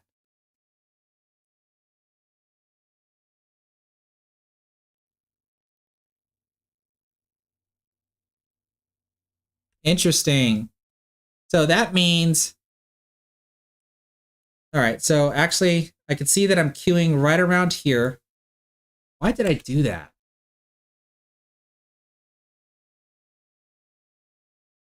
Okay, that must mean this. One, I shouldn't be queuing this low. I should have been queuing somewhere right around here, because that must have meant I was trying to do this.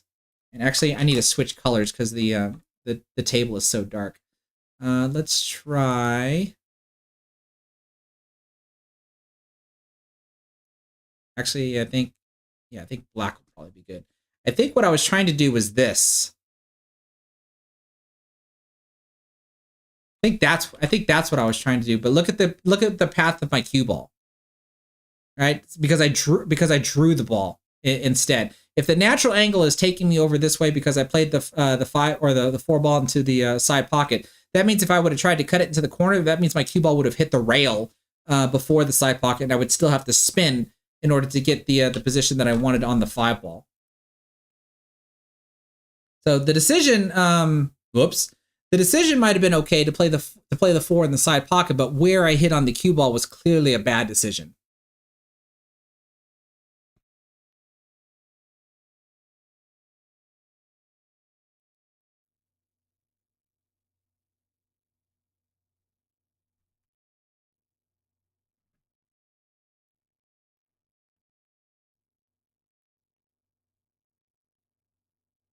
And this looks like to be a pretty decent. This almost looks like a drill. Oh, but why the big movement on the cue ball? Don't think that was necessary.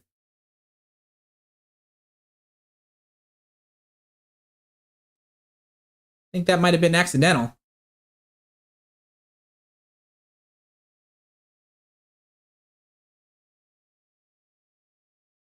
Right? Because I would think here my cue ball movements are not going to be that big.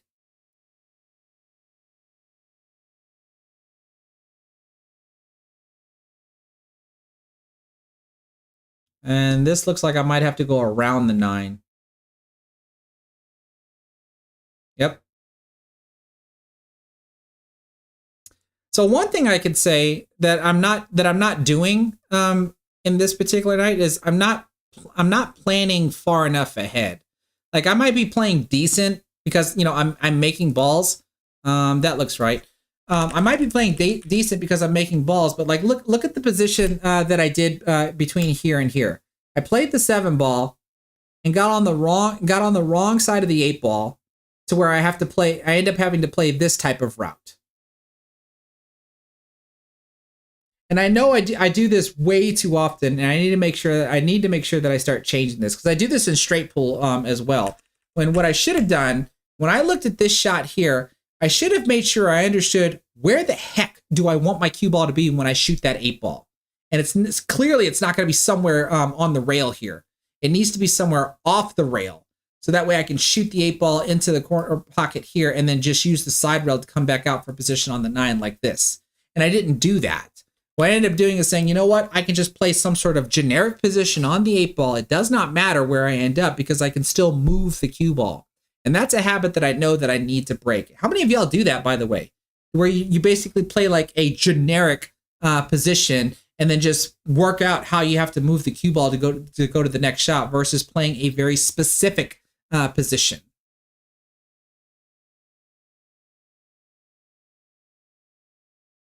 Right, this works out like I think it was XT Bum said earlier. Whatever works, but my execution on that particular run out could have been a whole lot better, a whole lot better.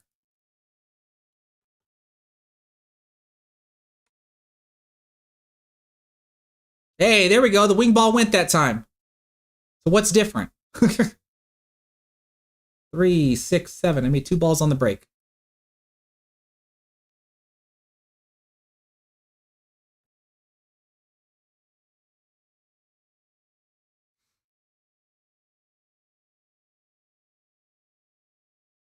Let's see here. 1 ball in the corner pocket, follow up to the short rail and back out for position on the 2, or wherever the lowest ball is, which is right here. Yeah, it's the 2. Probably just a little bit of right spin on that one. Here, probably just roll the cue ball a little bit. Cue ball probably is going to touch the rail, and I'll have an angle on the 4 ball, kind of like this. And it makes me wonder if I'm about to heavy spin this cue ball to go in between the 8 and the 9. Kind of like that. Now, if I have the angle, I should be able to draw back for position on the 6. Oh, lots of draw. Look at that. Oh, got a little generous on the pocket there. This is going to be what? 2 rail position. Pull the cue ball back towards this corner. Spin to the left for the side rail and come back up for the 8 ball.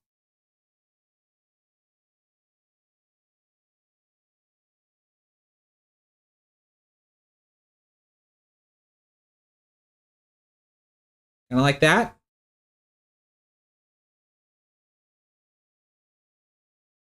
This is the same thing, right? Because now it looks like I can try to maybe roll the ball to play the 9 in the opposite pocket.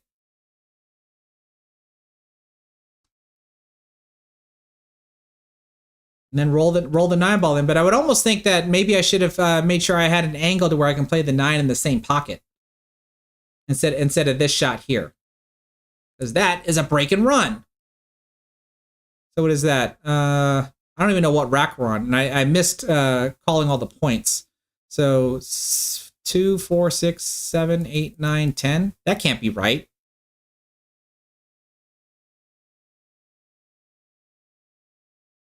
I mean, that adds up.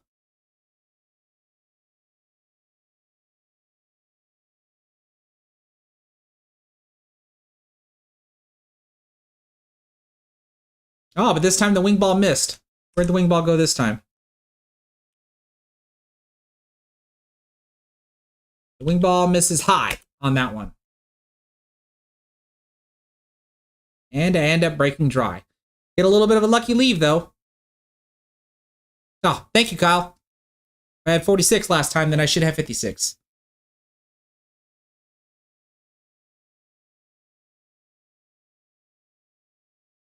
Okay, we got a safety here.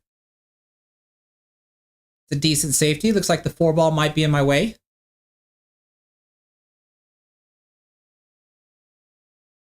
Got a curve around the 4 ball. Is that what I'm trying to do? It is what I did. Did I make the ball? Oh, so close.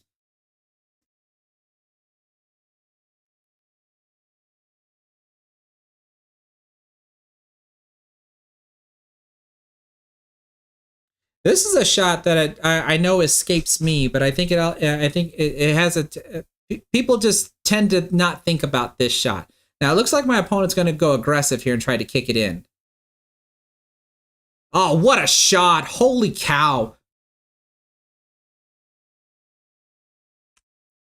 Here's what I was thinking. Here's what I was thinking though.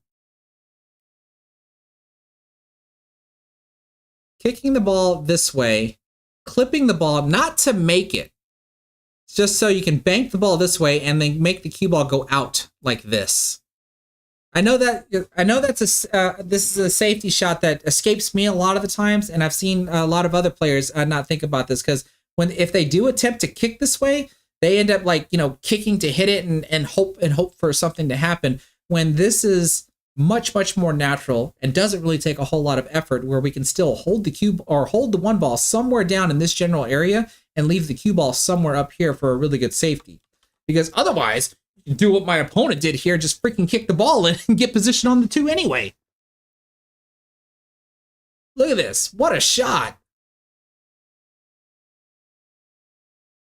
Look at that. Holy cow.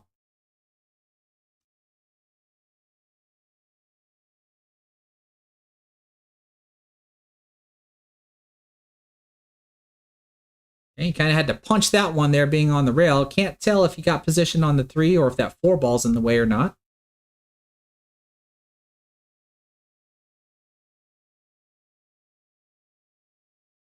You can see it, but the 6 is in the way. So he tries to play a bit of a safety.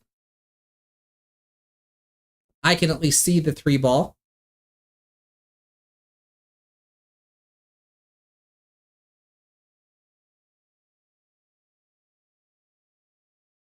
And, well, considering that I was covering up the camera, I would have to guess that I must have miscued and hit the 6.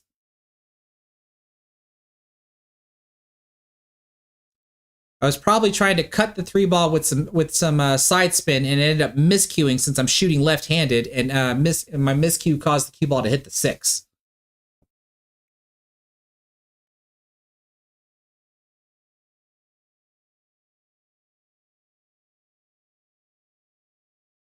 Ooh, a bit heavy-handed there on that one.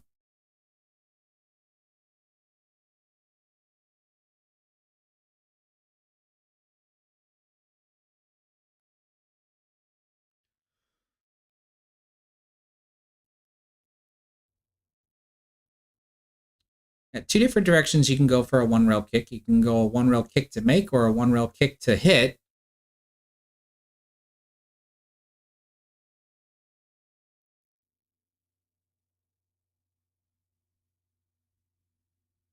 Ooh, did he get...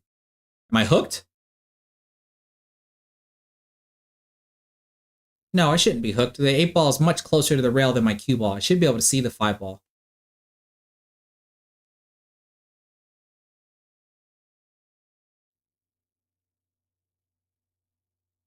Oh.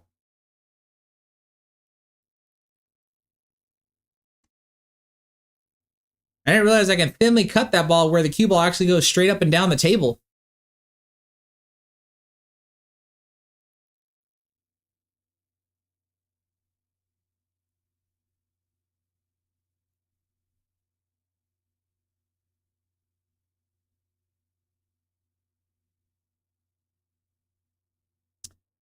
I am not sure what I was intending on doing there. I mean, clearly I was trying to play the 6 ball, but my cue ball ending up being where it's at. Had I made the 6 ball, would have been pretty lucky. Okay, good shot on the 6.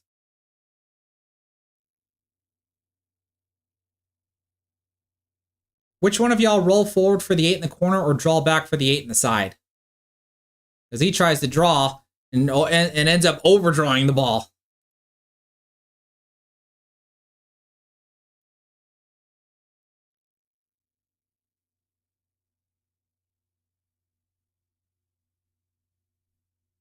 Oh, but fires the 8 ball in. Wow, what a shot.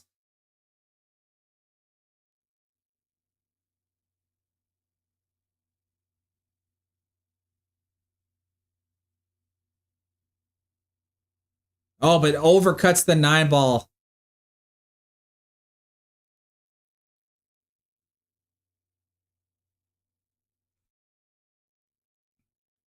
All right, 9 ball's a little close for comfort here.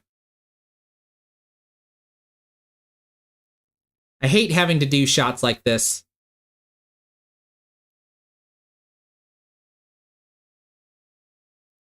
Oh, and I end up overcutting the ball. Did I make him shoot it? If y'all remember earlier, there was a rack that he gave me.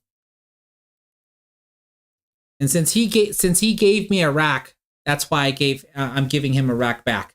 Typically, I would make my opponent shoot.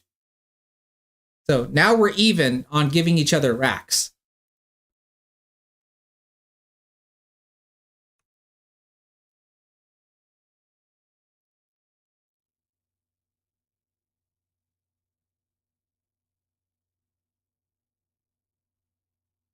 There's a good break. 1 ball almost goes into the side pocket. The wing ball fell on this one. And again, do you think my opponent has any problem satisfying the 3-point rule? 1, 2, 3, 4, 5, 6, 7, 8. Makes a ball on the break.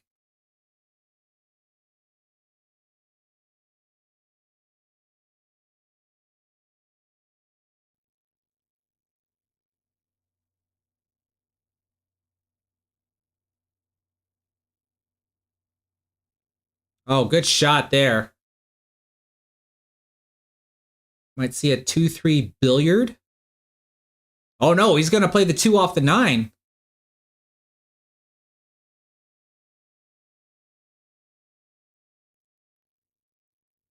Oh, not quite. Not quite. So that means what?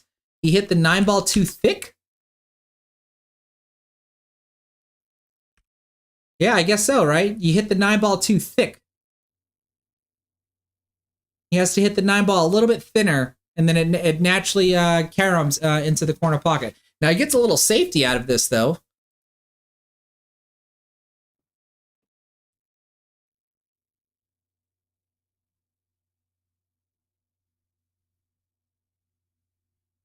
Hey, I make a legal hit, tie the 3 ball back up. Can't tell if the 2 ball passed. I don't think the 2 ball goes. He's looking at it.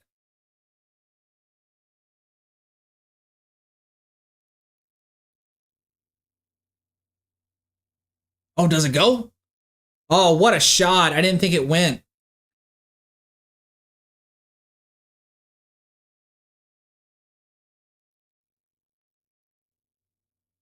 Hey, good shot on the 3. We're getting a little loose with the cue ball, though.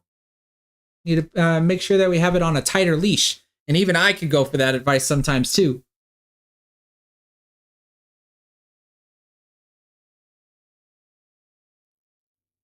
Oh, we're going to get safe, though? Unfortunately, now my opponent has a pretty good, powerful draw stroke. I think it's just a little too powerful. Seems to overhit his draw shots a lot.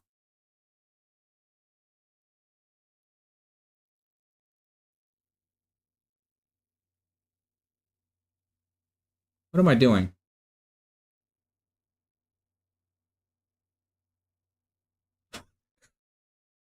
What the heck was that? Hold on. Hold on. All right, so I must be lining up the combo for this. If I'm coming all the way over here and look, so I can clearly see the 5 ball, and this must mean that I'm lining up the combo hit. But not only do I miss the combo,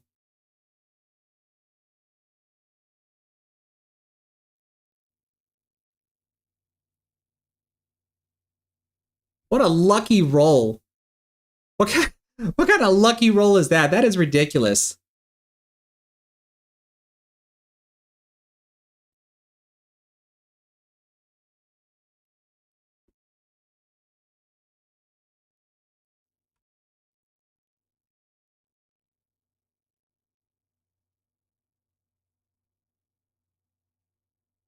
Hey, that was a fairly flat break on that one there. And what did the wing ball do? Ends up missing high. Look, even a nice pop. Look at the cue ball pop into the air like that.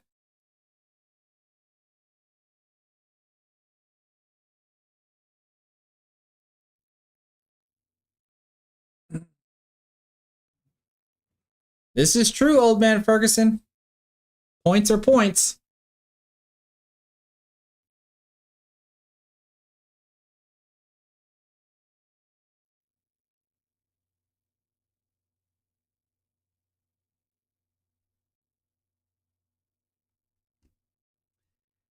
Terry, I know what you mean by this, but I would challenge you that if that shot won you first place in a tournament, would you still be ashamed?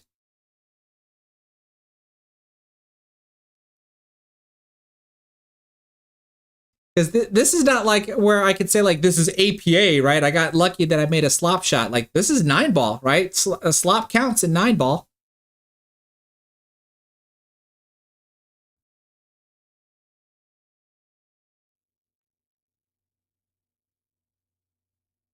Oh, tried to play a 2-5 combo but missed it. I love the answer. Ashamed but grateful. I love the answer. Yeah, even William McDowell, you'd walk away with the trophy and the shame. I love it.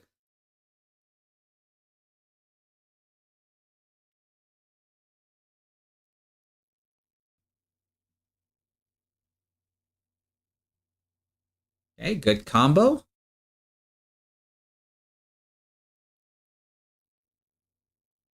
And imagine get the cue ball back towards the middle of the table. Oh, gee whiz. What is that all about?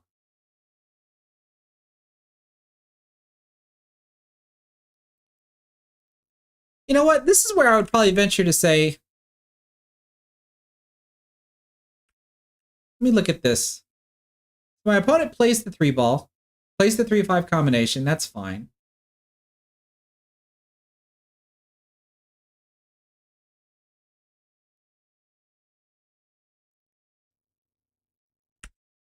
I would venture to say that, judging by the way the cue ball is reacting, he's wanting to draw the cue ball back to the center of the table, not draw up the table along the side rail like that. It would probably be to his benefit if he would utilize the rails more often, because really, like, all he has to do is just shoot the ball in, right? The cue ball is going to hit this rail no matter what. You can put a little bit of left spin and just come back towards the middle of the table, and it requires less work, less power, less of a stroke, and it's just much more natural to get position on the 4 ball to go here into the side, play position for the 6, the 7, 8, and 9. So I definitely would venture to say, like, you need to utilize the rails more often. And William, I wouldn't even suggest bottom. I don't even think bottom is necessary. I think just cheating the pocket with a little bit of spin could do it for you. Good shot on the 4, nonetheless. Gets position on the 6. Maybe a little bottom left here for position on the 7. I think I would put a little bit more left spin on that one. Definitely some bottom left spin on this one. Uh-oh. Oh, but it looks like he's scratched.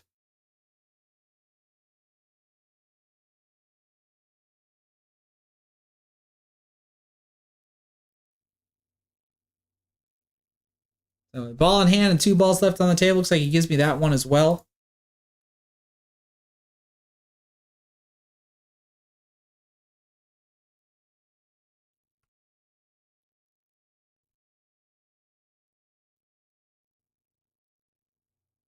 Hey, there we go. The wing ball went that time.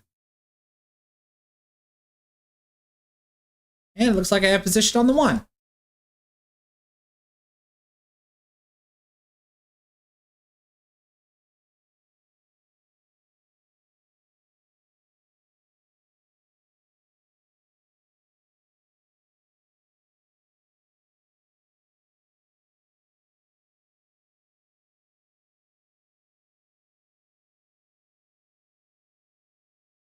Okay, cut angle on the 1 ball. Cue ball goes over to the side rail with just some forward roll. Position on the 2 to go to the same pocket. Must be using some left spin on this one to go around the 9 ball. Oh, never mind. I killed that with inside spin.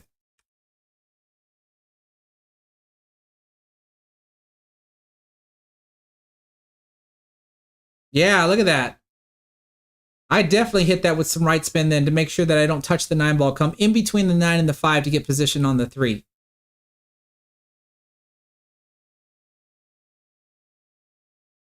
And see, this is what I mean by using the rails.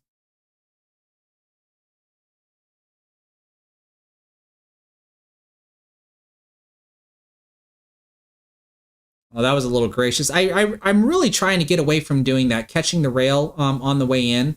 I want my when I shoot balls towards the pockets, I want them to go cleanly in.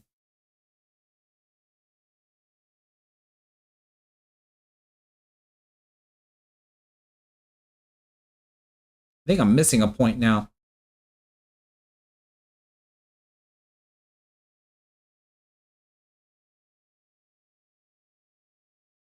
Is this another break and run? If I make this 9 ball? Yeah. I think that's at least 2 break and runs that I got during this set.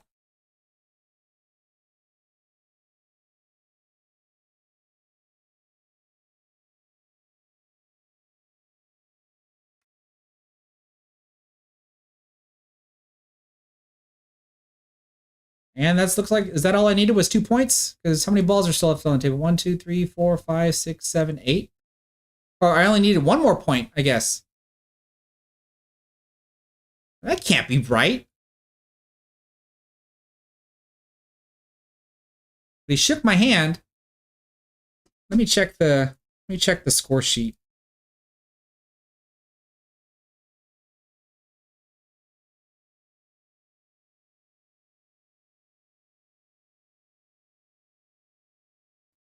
According to the score sheet, it looks like I won by that. And that's what? 104. And then there's what? I think that's how many dead balls there would be, I think.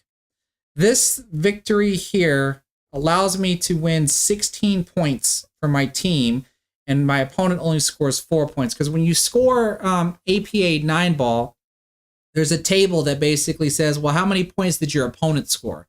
And based on the number of points that your opponent scored, it automatically gives them this amount of points, and then you're awarded the remaining points that should add up to 20. So my opponent needing to go to 55, he was able to score enough points that allows him to get 4 points for his team, and then the remaining 16 go to me. So, like I said, there's not really a whole lot that I know about coaching when it comes to doing 9 ball because of the way like the routes are just kind of dictated. It's just a matter of, how did I play the transitions? Did I play the correct transitions? Were there better transitions that I could have played? Could I have played safe on a lot of shots versus missing some of the shots that I did, et cetera, et cetera. So hopefully that just gets better as we go along, because I've only reviewed like maybe a handful of 9 ball matches that I have here on my YouTube channel. But what I can say for my opponent, though, is I would probably suggest that you lay off trying to draw so much off of the rail. Clearly, when you've got like a straight in shot and you need to draw straight back, well, then, yeah, you just need to draw straight back. but it looks like you're a little heavy-handed when it comes to using that draw stroke, because you've overdrawn most, if not almost all of the shots that you did, and then kind of utilize your rails a little bit more, because you should be able to see that if you utilize your rails, you don't have to hit the cue ball as hard, especially since we're playing on a 7-foot table. You can kind of easily spin the cue ball around off of the rails. And as William McDowell is saying here, speed control in general. You're playing on a 7-foot table, right? So the cue ball, even when you're going up and down the table, the cue ball doesn't have a whole lot of distance that it has to travel. So the amount of power that I think we saw during the majority of some of your shots is just not necessary. And I think someone else made the perfect comment that maybe you're more acquainted to playing on 9-foot tables where you have more real estate that you have to travel, and you're used to hitting as hard as you do on a 9-foot table, but that doesn't necessarily directly translate to playing on a 7-foot table where you can actually play a whole lot softer. So I hope that makes sense. And for everybody that was watching at least this 9-ball match, hope you were able to be able to get something out of it. But yeah, that's pretty much going to wrap things up for the evening. I'm now all caught up. So the remainder of the videos that I should be able to review in the future are going to be nothing but Double Jeopardy matches. It's just a matter of, it depends on what nights I play both 8-ball and 9-ball, because if that happens, then that means I can give you a live stream within 1 week. But if there are weeks where I just play just 9-ball or a week where I play just 8-ball, then it's going to take up to 2 weeks before I can review another set of mine, because I always at least like to have 2.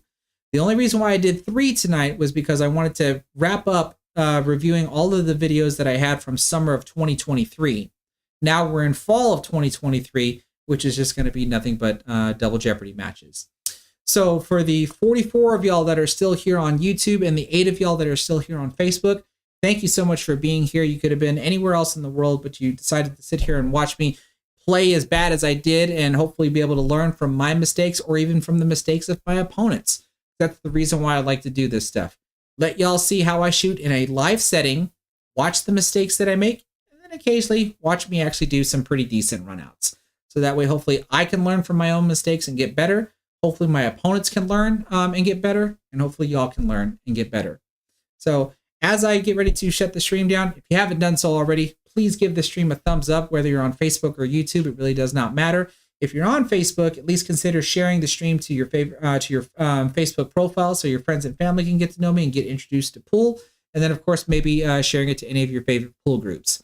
If you're on YouTube, liking the stream helps me out in the YouTube algorithm, so that way more people can discover the stream after the fact. With all that being said, thanks everybody for being here, and have a good night.